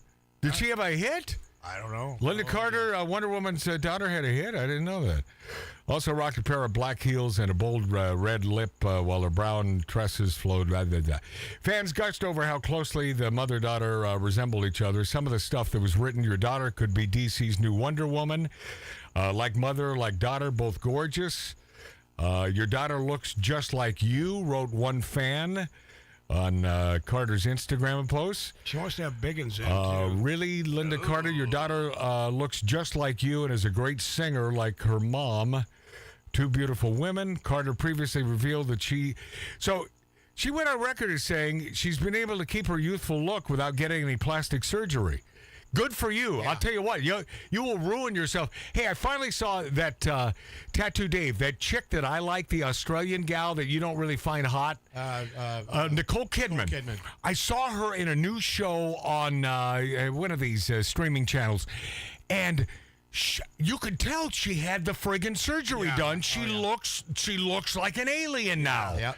So no longer hot, Tattoo Dave. That's what I was trying to tell you. Yeah, you're right, man. She used to be one of my favorites. The sexiest, sexiest. In Moulin Rouge, she was just so... Yeah, Carter, Wonder Woman, says, I'm just too afraid of looking different. She admitted to Closer Weekly. I don't think... Courtney Cox. Oh, yeah. That Alien. By the way, I think she speaks openly about the fact that they messed up her face. She does, and she's trying to fix it. Oh, that's too bad. You know, that's really a shame. Mark, I met her at the Playboy Mansion, and enough of that. Because you can't judge someone on a first meeting or an only meeting. No, we also saw her at Casa Where? Vega in the Valley. She was with Jennifer Aniston and that's Brad right. Pitt. Oh, that's right. She was with Brad and yeah, but I didn't run into her there. Seeing her is one thing, but that's before the surgery. She still looked good. Last time I saw her, yeah. I don't think I'm ever going to go under the knife. I am what I am. Well, good for Linda Carter, although I think she's a big wokestress. I do, and that's a shame. So, on one hand, I do appreciate the fact no surgery. Good for you. The former Miss World USA 72, I didn't even know that. So she was Miss World 72. Oh yeah. Confessed that she's had a little Botox. Okay, that's not gonna make you look like an alien. I guess unless you use too much. Right, in the lips. She said she believes true beauty comes from within. We're still full-blooded women. Oh, I can't believe she made that statement, being woke and all. Really? So you're a female, huh? With all the complexities we all have and the power in ourselves we all have, she said. Be careful. Be careful. You're going to be blackballed. That's the part of Wonder Woman that resounds in people. It's that person inside of us who is so powerful that we create life. As I like to say, we are the mothers of all mankind. Wait, she said we are the mothers of all mankind. Linda? What are you doing, Dave? No idea. Is there an echo in here? There was. I don't know what he's doing. We are the mothers of all mankind. It's the IR. I'm trying to go to break, and I can't. Well, we don't want to go to break because I'm about to say, Linda, don't you mean people kind? And then you play the Justin Trudeau bit as set up before we went to this break. Well, I don't understand. Running out of time, but go ahead. Yeah. Mark just showed me a picture of Linda's daughter. Yeah. It's gorgeous. Right. I'm waiting. That women should. So that's why we came here today to ask you to also look into the policies that religious charitable organizations have in our legislation so that it can also be changed, because maternal love is the love that's going to change the future of mankind. So we'd like you to look we like to say people kind, not necessarily mankind. No, only idiots like you, Justin Trudeau, say people kind. Yeah. Only stupid a-holes who ruin a country like Canada. I mean, just ruin it. You know what he is? And then, of course, you hit the other one. I don't know what's going on, Matt. I'm on the other one. So you had a bad day. What's not working? I'm on 616. I'm not on that Tattoo Dave thing, and it's playing it. What? But if you punch, it says Putin, and it shouldn't say Putin. Oh, Poutine. Poutine, yeah. 616. Yeah, and it's playing the Tattoo Dave. Really? Yeah. That's weird. Ow! Right. They've rearranged the board. No, probably not. I don't know. Maybe I did. Who knows? Why? Who cares? We're not getting rich doing this. That's right. Why are we going to break? Okay, there we go. Thank you. Thank you, Dave. So it was playing the Tattoo Dave. Yeah, I don't Okay. All right. Believe it or not, You're never going to get rid of it. Oh, no, I know. Lot to get to. Big hour next on Magic Matt's Outlaw Radio on YouTube, Rumble, X, and the greatest radio stations in the nation. Wait a minute. Fill my cup, put some nigga in it. Take a sip, sign the check. Julio, get the stretch. Right to Harlem, Hollywood, Jackson, Mississippi. If we show up, we gon' show out. Smoother than a fresh drop skipping. I'm too hot. Call the police and the fireman. I'm too hot. Make a dragon wanna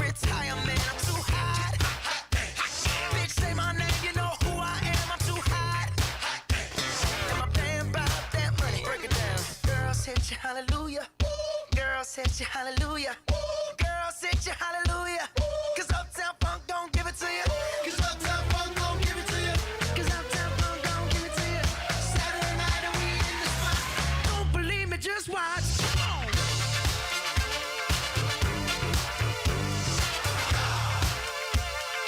Don't believe me, just watch.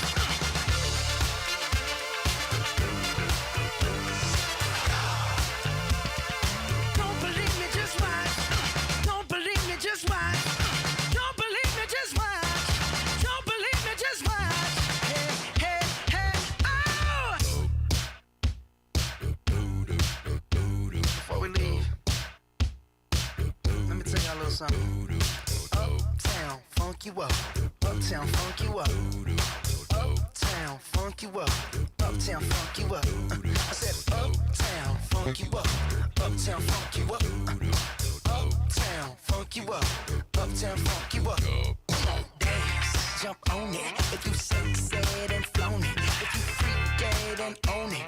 Don't brag about it, come show me. Come on, dance, jump on it. If you sexed and flown it. Well, it's Saturday night and we in the spot. Don't believe me, just watch. Come on.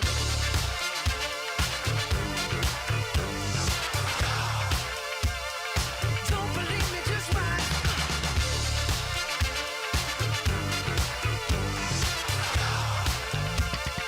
Don't believe me, just watch. Don't believe me, just watch. Don't believe me, just watch. Don't believe me, just watch. Hey, hey, hey, oh!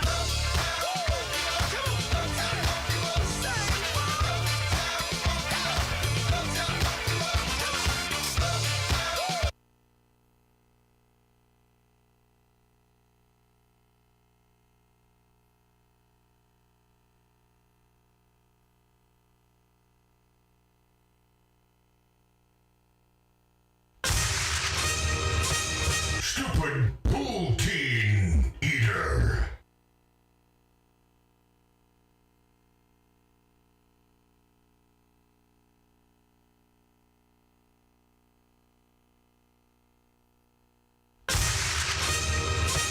Stupid pool teen eater.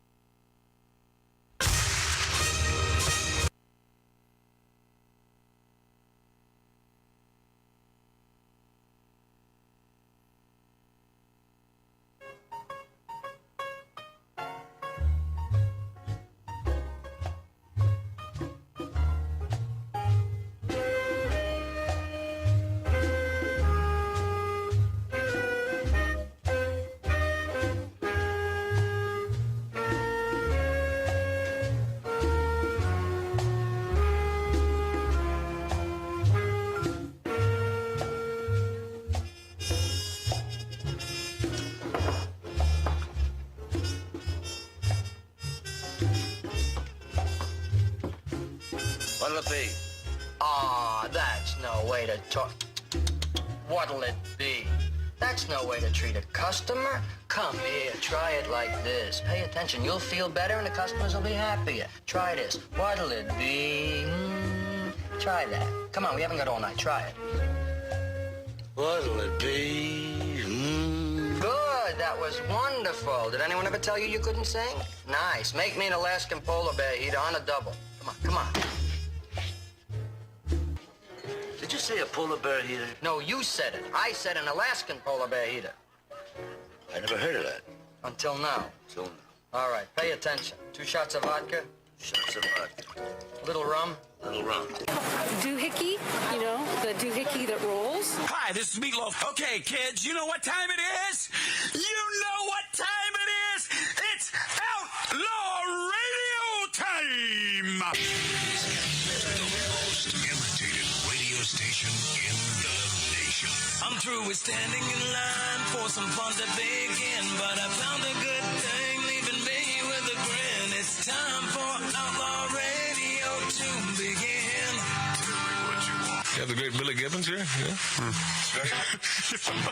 He's very cool. Yes, he just passed out. Oh, yeah. Hey, that didn't sound too bad. Huh? At the Light 'em Up Lounge. Oh, man. We're here with Matt. Oh, yeah. At the Light 'em Up Lounge. Oh, little outlaw radio. We're here with Matt. And he's not fat. We got all these guys and girls in the house. Let me tell you, that's where it's at. And that's, ladies and gentlemen, Matt Allen. Pass me a gallon.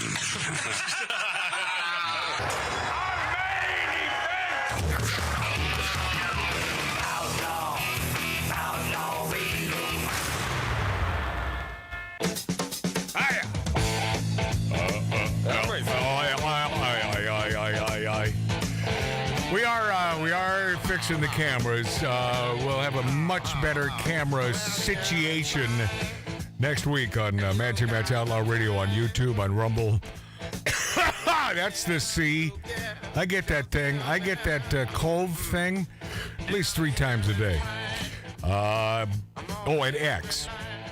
But we will have the cameras so you can, in reality, see those folks sitting at the table. And now taking my brother Mark's place is Billy Dilly sitting in his seat. Mark C.G. Boyer over there, and Tattoo Dave at the helm of production, producing the old showgram. Running the show.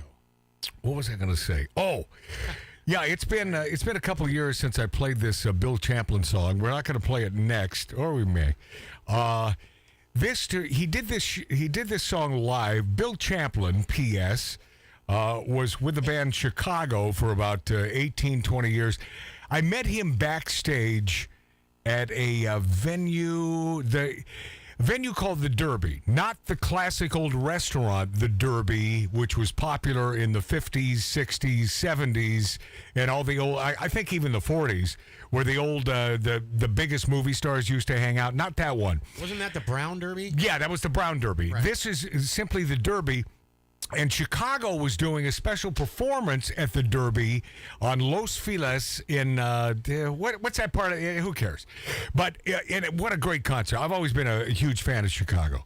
Larchmont or something. Just a great, great band. Silver Lake. And so someone introduced me to Bill Champlin because I was smoking a cigar. You know, back then you could still smoke cigars in some venues, even here in L.A. So I was smoking the stogie, and someone says, you know, Bill is a big cigar smoker. So we started BSing together, and we became dear, dear friends and produced a couple songs together. And Bill Champlin from a band called Sons of Champlin, and first time I had him on the show, this Bill Champlin, talk about your classic blue-eyed soul. I mean, this guy has it. You know, that when you want blue-eyed soul on your song, you hire a Bill Champlin. If you can't get Daryl Hall or you can't get Bill Champlin, interchangeable, just tremendous voices. And so Bill Champlin, back then he was smoking. He's not even smoking stogies anymore. I don't think he's drinking. I don't think he's smoking. What kind of life is that, Tattoo Dave? Yeah, I don't know. What kind of life? But I'm gonna have Bill over to the be up there in years. Yeah, he's 70s. Yeah, he's 70s. But which, by the way, you know, the older I get, 70 don't seem so old anymore, does it, man? It's just as far away. It's the end of times, Dave. The end of times. Well, we'll enjoy them together. But Bill Champlin, I hope so. I hope so. God willing. Bill Champlin will have his ass over the show. But he performed a song on this show that is one of my favorite songs. And it wasn't a big hit, and should have been, by the way. Should have been a massive hit. And I'll play that in a minute. And the first time he was on Magic Matt's Outlaw Radio, when it was simply called Outlaw Radio, and I would prefer to call this show Outlaw Radio, but we have to call it Magic Matt's Outlaw Radio, so you can find us on YouTube, on Rumble, and on X. And YouTube, oh, they hate us. Oh, they hate us. Run by a bunch of fascist pigs. And now we've been Now we're banned for next week. Ripped off the channel again. No, they don't care about that. But boy, you start putting down our president, and I watch my P's and Q's, or you talk about the Cove, and I'm not saying the entire word. Oh, they'll ban you. But the first time I had him on the show, we were talking politics. I said, I don't really want to talk. I love you so much, Bill. We've never talked politics. I don't want to talk about politics with you. And he said, why not? He said, well, you're a rock and roll guy. You're a musician. I can sort of assume which side you're on. And he looked at me and he said, don't be so sure. And boy, the bond even became stronger and closer. Isn't that funny how those relationships with those folks who happen to love the United States of America and my own self get stronger and more loving, and we know each other forever? Yep. Isn't that? And I've never cut off a relationship because of someone's politics, but it's happened to me because the left, they don't react the same way. Have you noticed that? Of course. Yeah. I mean, you've probably lost friends because of this, right? Yeah, they're victimized. Oh, they're totally victimized. It's like, I can't believe you voted for Trump. Okay, that's my thing. Yes, I voted for Trump. Yes, that's my thing. Well, I can never talk to you again. They're 12-year-olds. See you later. Yeah, nice chatting with you. It's just so, they're such children. But, Bill Champlin, one of the good guys, by the way, and... at this age, in his 70s now, I don't think he gives an S. Who knows about it?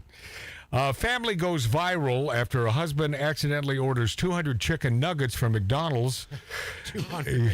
Yeah. How does he accidentally? Yeah, you can imagine what the order looked like. 4 or 5 burgers and fries and 200 nuggets. Oh, he probably used the app. Says Chris Mullane. One family turned an accidental order of 200 nuggets into comedy gold. And I guess they posted this chaotic video of her mother unpacking several containers of chicken McNuggets from a fleet of McDonald's takeout bags, and it went viral on TikTok, garnering 11... Boy, we're doing the wrong thing here. We're trying to do cohesive talk radio instead of ordering 200 or 300 chicken McNuggets. Well, let's order 200. Yeah, I think, and they get 11 million views, Dave. Wow. 11 million views. Not in my wildest imagination could I imagine grabbing 11 million friggin' views.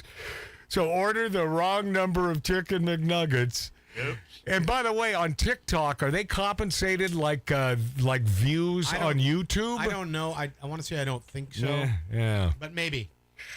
TikTok's Chinese-owned company. You know that, right? Now, you know me well enough to know that that fact would not get past me. I know. That's I don't even have it. I deleted it. But P.S., I did too. I'm not a fan of TikTok. No, me either. But a lot of people use that. That's how these millennials get their damn news. No, I know. The vast majority, not just millennials, but the Gen Zs. Yeah. This is where they learn stuff. Is that not frightening? It's absurd. No wonder our country is going to friggin' hell. This is truly where they garner their friggin' news. Yeah. And in the meantime, give China everybody's personal information. Oh yeah. Bank account, everything. I mean, it's everything. Yeah. And then, of course, Trump gets it from the left for talking about, how, of course, the president of China is a very smart man and how Putin is a very wily, smart man. Well, you must be in bed with him. No. Trump is making a statement that is factual. These are not stupid people. No. It doesn't make them good people. Never. But he's simply making a statement. And, even talking to some friends of mine who, are still, they're not on the left, but they're old school Democrats. And when they make the statement, well, Trump's in bed with Putin, where do you garner this info? where do you come up with this? TikTok, MSN, CNN, all of the usual effing suspects. Publisher Sports Illustrated. I'll get to this in a second. I want you to hear this song, and And for no other reason than to see if our personal tastes sort of mesh. This is a song that I love from beginning to end. And this is a song that Bill Champlin performed live on this show. And unfortunately, for those of you watching us on YouTube, Rumble, and X, I don't have video of this thing. You know, we got this video thing started way late in the game, and so I'd apologize to you. Yeah, I will. I wish we had it. I guess I'm apologizing to me for being such an effing Luddite all these years. But a lot of apologies this show. Yeah, way too many. But I want you to dig this. I want you to dig this song from the great man who was with the group Chicago for 18 years. And, he wrote After the Love Is Gone for Earth, Wind, and Fire. He wrote Turn Your Love Around for George Benson. You know, those two songs alone, I doubt he really ever has to work again. Yeah. That's how publishing works. Yeah. Oh, man. And he deserves every bit of it. He's a good guy and a creative guy and a tremendous writer. He does his own version, obviously, of After the Love Is Gone that is off the friggin' hook. So here we go. This is Bill Champlin. I don't even know the name of this song, but see if you agree that this is not one of the great songs of all time.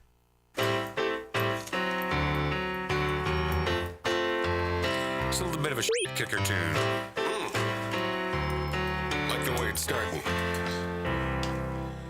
When you fell completely to the bottom of your soul. When I went along, I was hanging on and hoping it didn't show.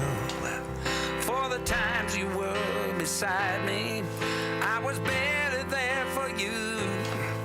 I believed the lies I told myself and barely heard the truth. I can't have shit now. When I got everything I've ever needed, why is it always just your face I see? In a crowd all alone, I keep looking for you.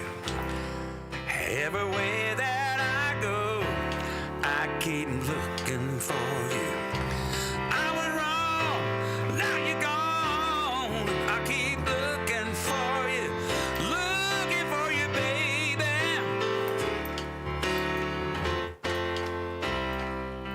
Spent my whole life always thinking there's a better place for me.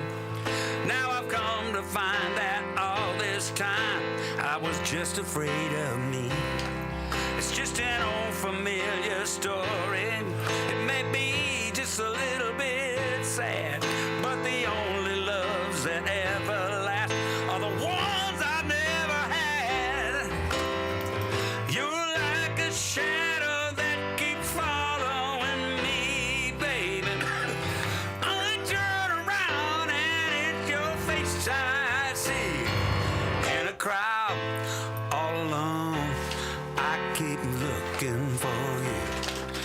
Everywhere that I go, I keep looking for you. I was wrong, now you're gone. I keep looking for you. So good. Looking for you, baby.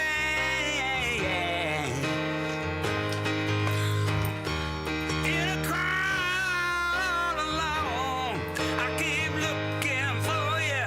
Looking for you, baby. Looking for you. Looking for you. Looking for you, baby.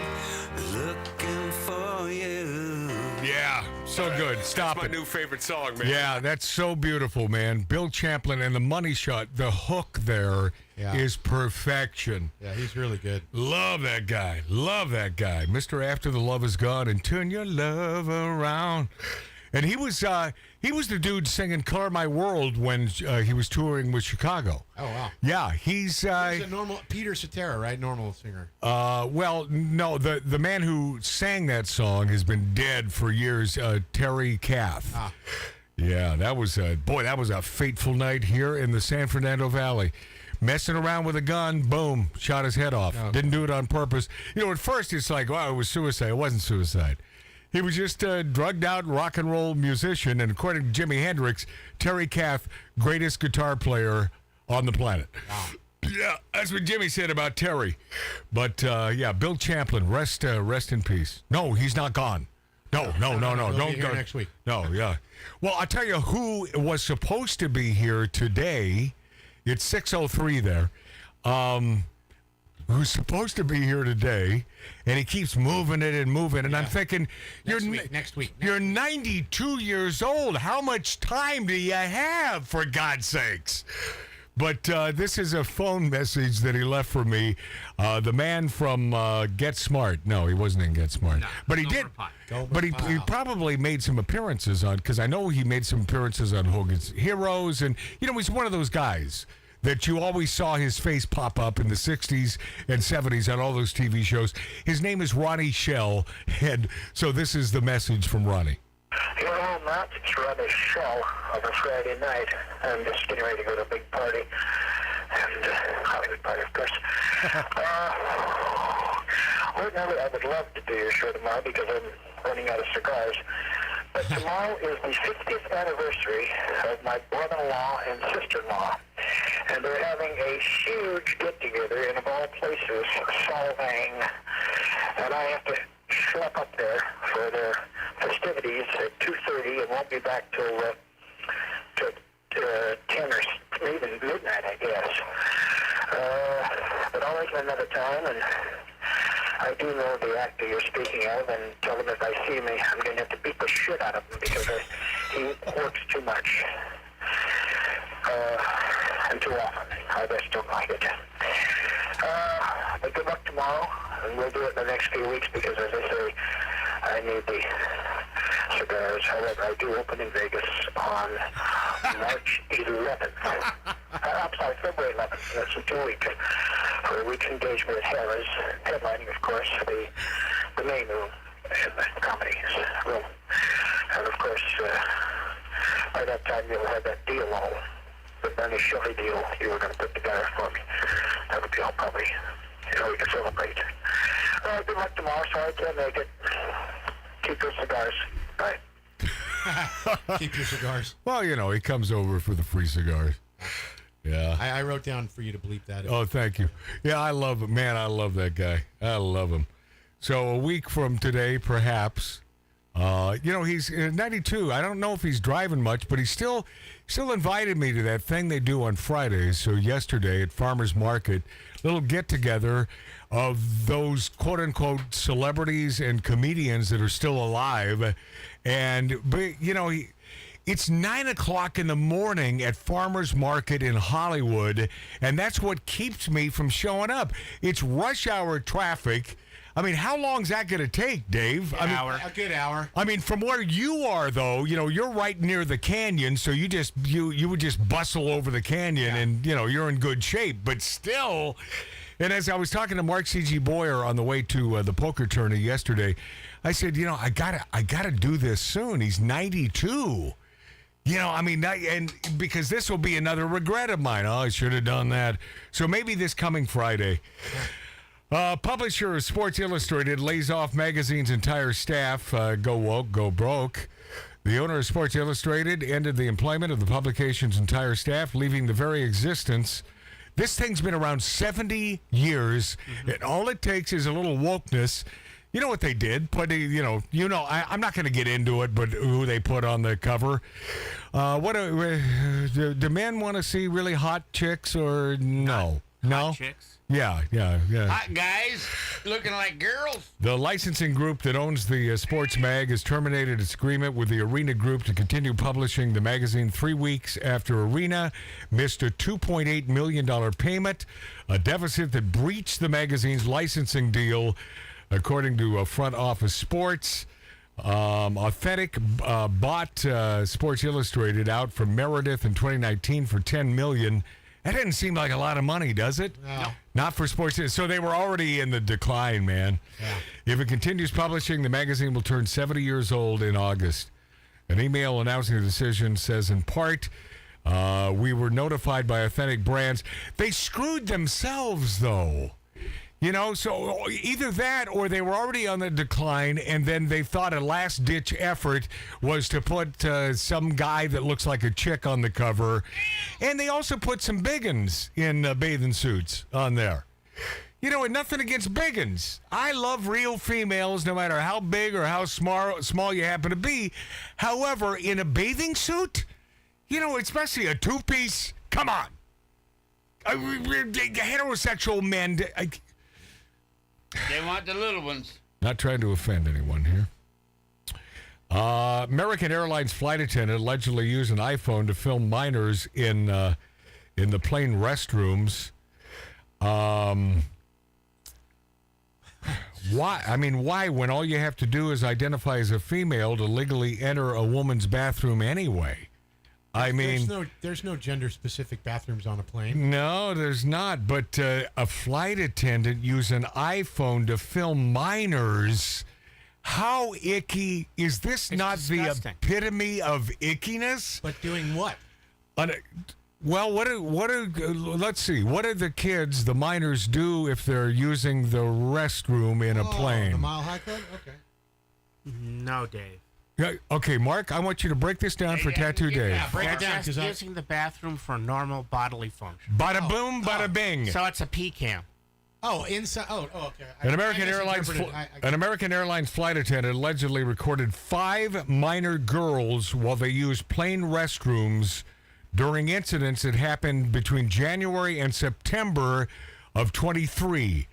NBC Boston identified the suspect as 37-year-old Estes Carter Thompson III. Oh my gosh. In its report, noting authorities launched an investigation after a 14-year-old girl said she found an iPhone taped to a toilet seat lid on a flight from Boston to Charlotte. An image shows the suspect in the case. He no longer works for the airline, well, do you think? Hello. The victim reportedly claimed she was waiting to use one of the restrooms on the plane when Thompson told her she could use the first class one. Prior to her using it, the girl claimed he went inside the restroom to allegedly wash his hands for a few moments. Oh, so, wait.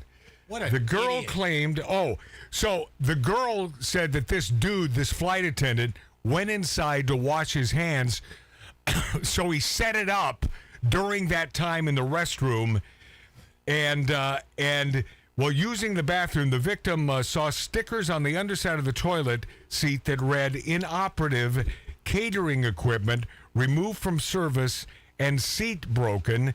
Beneath those stickers, she found the phone. After she spotted the device, she took pictures of it with her own phone to show her parents. The victim told investigators that as soon as she left the lavatory, Thompson entered it.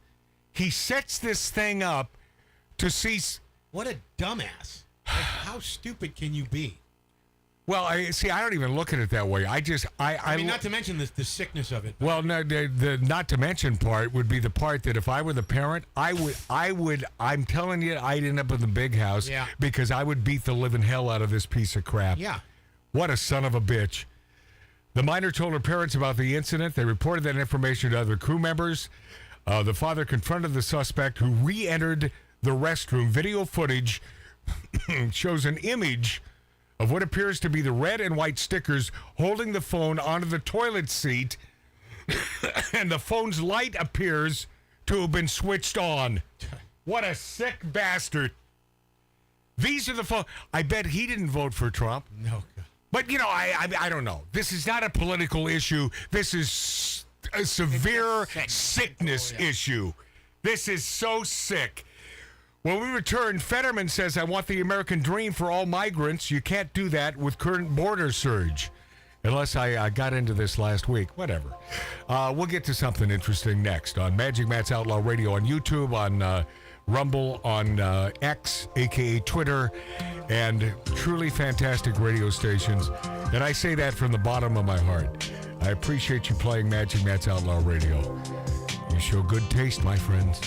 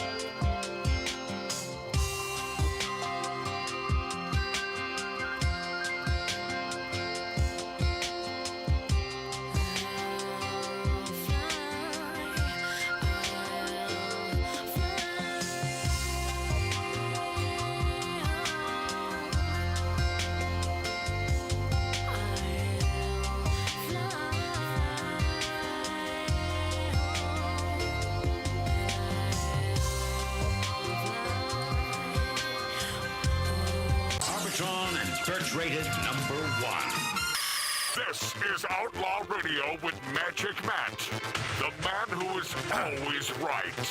Yeah, I do forget to ask you to subscribe to Magic Matt's Outlaw Radio on YouTube, because it's not top of mind, but if you take a second, subscribe Magic Matt's Outlaw Radio on YouTube and like. It's important because of the analytics involved to like us.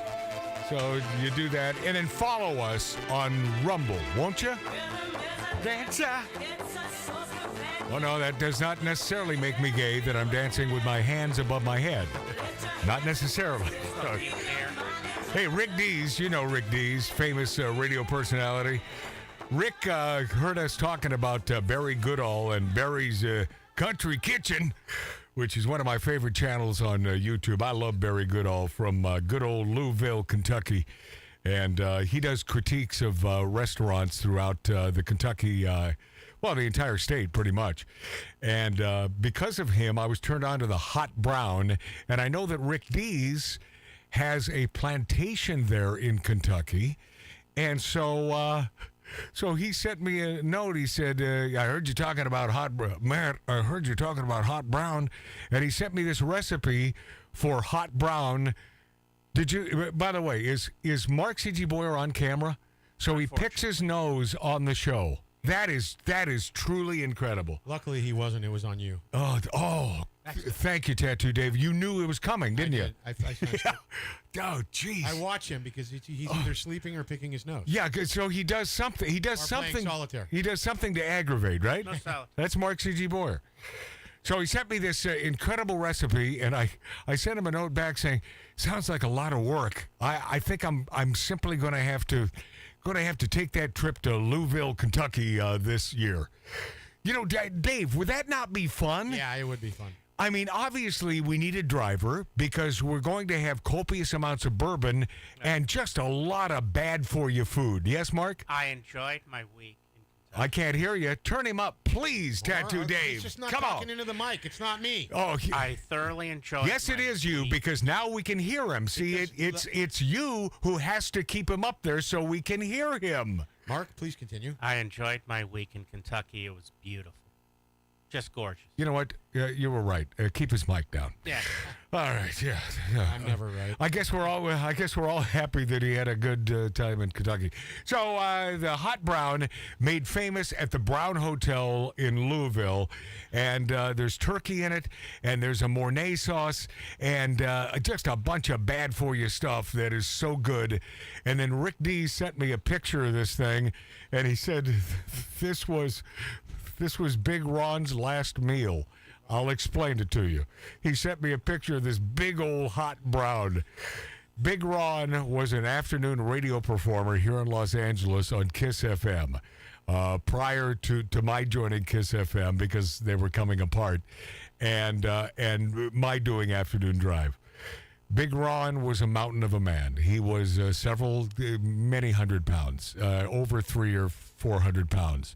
And so Rick sent me a picture of a ginormous Hot Brown, and that was his last meal. He probably didn't want me to share that with you, but there, I did it. Why would Rick care after this many years, and he's worth, at least $500 million?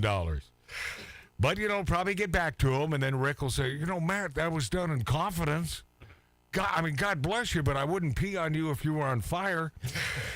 On CNN's The Lead, John Fetterman, the guy that formerly really woke, stated that he wants to provide the American dream for any migrant, but it seems very difficult to do that when you have 300,000 people showing up encountered at our border to do that, and you can strongly support immigration while also supporting a secure border. Thank you. Thank you, John Fetterman, senator there in the great state of Pennsylvania. He said, I honestly don't understand why it's controversial to say we need a secure border. You're right. It is the American dream, so come here legally. And, of course, now Biden's trying to take credit for, we've been trying to secure the border all along, but it's those damn Republicans who have been making it impossible. Yeah. But here's the thing, and I hear that, and obviously we know the truth. How many of these idiots on the left are going to believe this? All of them. And Mark says all of them because he knows these people. Unfortunately. Yeah. And by the way, I got a family full of them. he's friends with these people. He's related to most of them. Oh, yeah. It's a dirty, rotten shame, ain't it, Tattoo Dave? Yeah. Big profits from fake girlfriends. AI model Lexi Love. And this hit before the big Taylor Swift sex videos that are all AI. And I have not, I would tell you if I saw one. I tried to find one today and I couldn't find it. But supposedly this Taylor Swift AI sex video looks 100%. You would not know the difference. So you know it's just going to get better, this AI stuff. And in a couple of years, it's going to be every celebrity having sex. And at that point, I think lawsuits are off the table. It's part of what you have to go through being a celebrity. You'll say, oh, yeah, that wasn't me. Right? I mean, they're going to have to, that wasn't me. No, I'm worried about the non-celebrities that are being blackmailed. Well, yeah, by the way, maybe it can't even be used in court anymore because of AI. Maybe that's a good thing. I don't know. But this, so there's a fake girlfriend, an AI model named Lexi Love, raking in $30,000 a month from lonely men. Oh. Yeah, do you have a pen there, Mark? Because you probably want to take down this information. Lexi Love, an AI model designed to serve as a digital girlfriend for lonely men. Yeah, of course he is. He's going into his notes on his phone. He is attracting thousands of subscribers and earning an impressive $30,000 a month. The AI girlfriend has reportedly received up to 20 marriage proposals a month. Wow. The New York Post reports that AI model Lexi Love, a creation of the UK-based Foxy AI, has specifically been designed to communicate with lonely men. This business has proven tremendously profitable as the single AI model is generating nearly $30,000 a month by embodying the perfect girlfriend. This concept shows the flawless features tailored to appeal to a broad audience. I saw this gal. Absolutely perfection. I mean, if you like blondes, but wow. I'm sure they can do any color hair, obviously. Mark's showing Absolutely. Why are you showing me again? I just said that. Camera. Oh, you're showing the camera? Yeah. It's not gonna see it. Absolute perfection. What sets Lexi apart is not just her physical design, completely generated by a computer, but the emotional connection she fosters. Since her introduction in June 23, she has established a strong emotional connection with many of her followers who are convinced of her realness. Even though they know, they believe she's real, leading up to 20 marriage proposals a month. Lexi's capabilities extend beyond typical models. She can converse in over 30 languages, is available 24/7, adapting to different personalities, interests, and preferences. Her services include paid text, voice messaging, and the option to send naughty photos upon request. Oh my God. Her profile on Foxy AI's website described her as a 21-year-old sushi enthusiast and pole dancing professional with hobbies like yoga, beach volleyball, and turn-ons including oral and public sex. Breitbart News reported on Professor Liberty Vittert of Washington University, who's spoken out about the dangers of AI girlfriends. Vittert warns that America desperately needs people to have more babies, but all the signs are pointing toward fewer relationships, fewer marriages, and fewer babies. And this is true, man. The youngins, they don't. The dudes don't even have girlfriends anymore. They play their games, and they get their sex from the computer. I mean, we're in. It's the beginning of the end. I said it's the end of times. There have been 600,000 fewer births in 2023. That's a lot, man. In the U.S., relative to 15 years ago, the number of children per woman has decreased by more than 50% in the last 60 years. This means that America will not have enough people in the workforce and therefore won't be able to pay its bills. Just 3 years ago, for example, the U.S. spent more than $1.6 trillion on Medicare and Medicaid, with the number of Americans on Medicare expected to rise 50% by 2030 to more than 80 million people. But over that time period, only 10 million more Americans are expected to join the workforce. And help support. Yeah, it doesn't. They have to. You need support for this thing. The professor concludes by warning that AI girlfriends are enabling a generation of lonely men to stay lonely and childless, which will have devastating effects on the U.S. economy in less than a decade.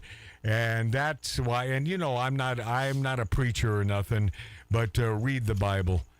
You know, I believe in God, and you don't even have to believe in God to read the Bible and know that there are rights and wrongs.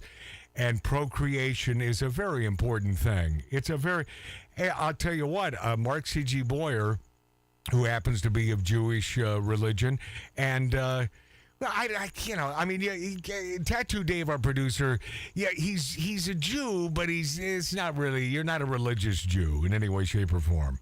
But you're a Jew because of your mother. I'm a Jew, and I'm not religious, but I believe. Yeah. Well, you believe in God. Yeah. Yes. But you don't believe in that Jesus Christ moved the rock. Right. That was Sisyphus. It was Sisyphus. By the way, I was talking about Bill Chaplin earlier, and the fact that my buddy Bill was in the group Chicago. One of their sort of unknown albums, one of their last albums to come out, I don't know, 10, 12 years ago, and it was kept under wraps, was Sisyphus. And it's a brilliant album, by the way. Boy, see what I did? You got me off on a tangent by saying Sisyphus. The professor concludes by warning that AI girlfriends are enabling a generation of lonely men to stay lonely. Procreation is good. I believe that having a girlfriend, although can be detrimental to your health. And your pocket. And your bank account. Well, I was going to say financially, for me, it's... I'm not talking about Lori Downey Jr. No. Financially, no. She, everything positive there. But my first and only wedding, my wedster, that was a tough putt. And I'll tell you, be fruitful and multiply. Say what? Be fruitful and multiply. All right, Mark. Sex and the City reboot star Sarah Ramirez claims Israel is committing genocide. I know I don't have to really go any further, but Sarah Ramirez took to social media to share a lengthy post in which she attacked Israel by calling the Israel-Hamas war a genocide and condemned Hollywood for allegedly making blacklists of pro-Palestinian actors and workers in the entertainment industry. Our industry is so duplicative, is so, both ways. Well, they wrote it wrong here, so it threw me off. Ramirez wrote of Hollywood, while they give awards away, casting direct... By the way, the award shows, come on. It's always been a crock, but at least back in the 40s and 50s, it was sort of cool. Even after that, even in and it wasn't political. 70s, Billy Crystal and all that. Yeah. Well, they give away awards. Casting directors and agents are making blacklists of actors and workers who post anything in support of Palestinians. Good, I'm glad. In Gaza to ensure they will not work again. While they lift up some of their own clients who have spoken up against this genocide. What a dumbass. Ramirez went on to say that while Hollywood awards LGBTQ orgs, the industry is silent on those orgs' ties to weapons manufacturers who are currently supporting the Israel military as it commits genocide on Palestinian lives and include LGBTQIA2S plus lives. Ramirez, you're a dumb bolt. You're a big dummy. You're a friggin' idiot stick. Obvious. Give it up for yourself. Yeah. Obviously, it's not genocide. Who started this thing? Who knows? If you talk to, I think 99.9% of any Israeli, if they stopped bombing, if they promised and they really and you knew for sure that their promise they would follow through 100% and the bombings would stop, would you stop? They would stop instantly. They want peace. They just want their little piece of land the size of the state of New Jersey. How difficult is this? Obviously, really difficult considering Hamas's constitution specifically states the elimination of Israel and all Jews. It's pretty easy. It says it right there in black and white. And P.S. They all must die. And by the way, and they'll take out any Christian in their way on the way to the Jews. Everyone needs to be under shield. They really hate the Jews, but they hate us as well, the Christians. All right, I think I might have time to finally get to this. I wanted to get to this last week. Jimmy Kimmel fantasizing about Donald Trump dying. And, I'll have enough time in this next segment on Magic Matt's Outlaw Radio on YouTube, on Rumble. And please follow us on Rumble and subscribe to us on YouTube, Magic Matt's Outlaw Radio. And surely the greatest radio stations in America. Thank you for being there.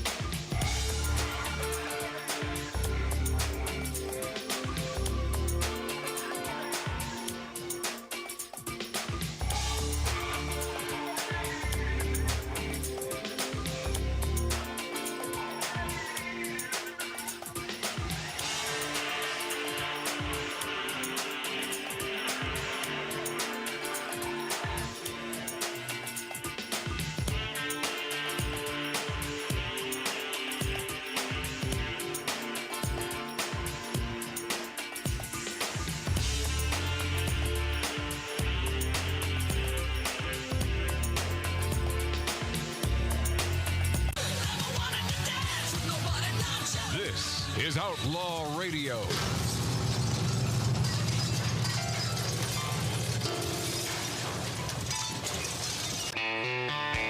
Well, it do appear that old Barry Goodall, good Kentucky boy, from Goodall's Country Kitchen, is watching, listening to Magic Matt's Outlaw Radio on YouTube today. Hi, Barry. Thanks so much. I appreciate your support. He talks about having a guest on the show who tells a great Hunter S. Thompson story. And he says, can you give me your mailing address? Oh, no. Are we going to get some good Kentucky Vitlins in the mail? Maybe some frozen hot browns. Oh, man of Shevitz. Come on, Barry. Well, I appreciate Barry Goodall so much, man. I love that guy. He's great talking to him. Jimmy Kimmel fantasizes about Donald Trump dying because Jimmy is such an above-board guy, such a sweet dude. The corporate ABC jester Jimmy Kimmel has fantasized about former President Donald Trump dying, saying if the Supreme Court rules against Trump's presidential immunity argument, it might actually kill him. To which the network's live audience applauded enthusiastically. Oh, of course they He got to Trump's legal battles in his monologue. Oh my God! I can't imagine someone on the right or someone who loves America even watching this guy. Man, I can't even imagine that. Then he got to Trump's legal battles. The comedian indulged in bizarrely morbid fantasies. This is that piece of crap, Jimmy Kimmel.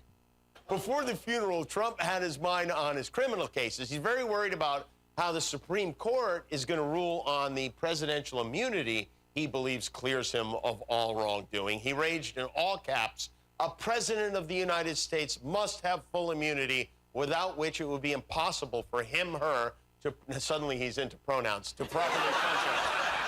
Pause. Even events that... Pause. I even have time. So this is Jimmy Kimmel talking. I got a little pronoun thing I'm going to play for you, too. So continue. Cross the line must fall under total immunity, or it'll be years of trauma trying to determine good from bad.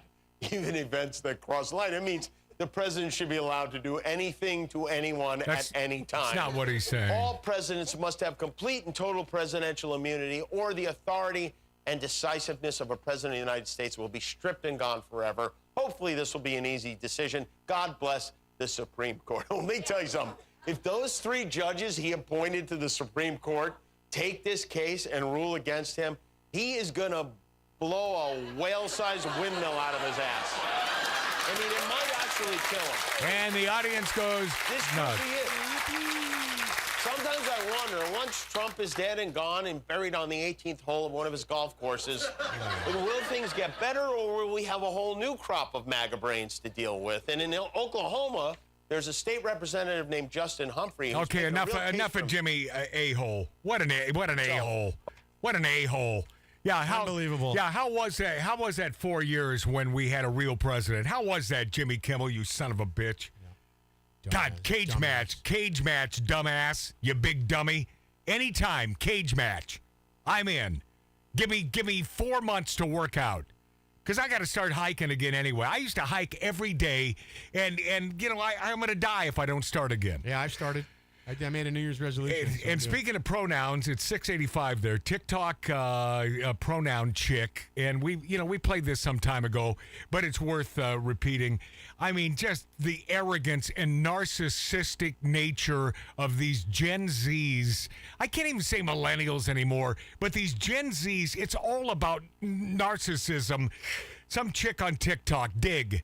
Happy Pride, everybody. I already mentioned this in my story, but I've added a new set of pronouns to the pronouns that I'm comfortable being called. I've been sitting on Fair's pronouns for a while. My other thing about this new set of pronouns is that I would only like for queer and trans people to use them for me. I'm excited because Fair pronouns make me feel very affirmed in my not feeling like a person. Oh, God. She's about to cry. What the hell? She's just like the cat girl. It's like, yeah, but same girl. But it's like she's speaking Bidenese there. Fee, fi, fo, fum, fee, fi, ro, rum. Pronouns. It's so arrogant, though. It's pure narcissism that you should expect, well, if you're not one of us, you can't use it. I want to use them now. I want to use those now. Shove them right up her tuchus. I find it insane that you don't know this person, never met them, right? But you're supposed to know. No, this is the how to address. This is the insanity that we find ourselves in 24 as we go to break.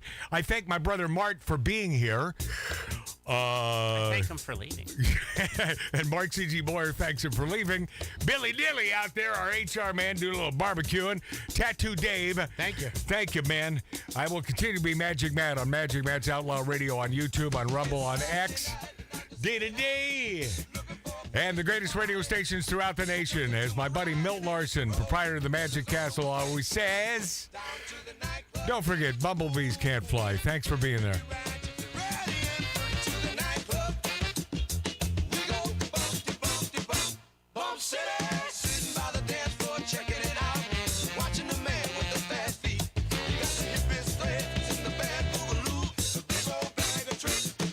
To the nightclub, you can get what you want if you know how to find it. To the nightclub, ooh, we be slick, and ooh, the people be bumping at Bump Set.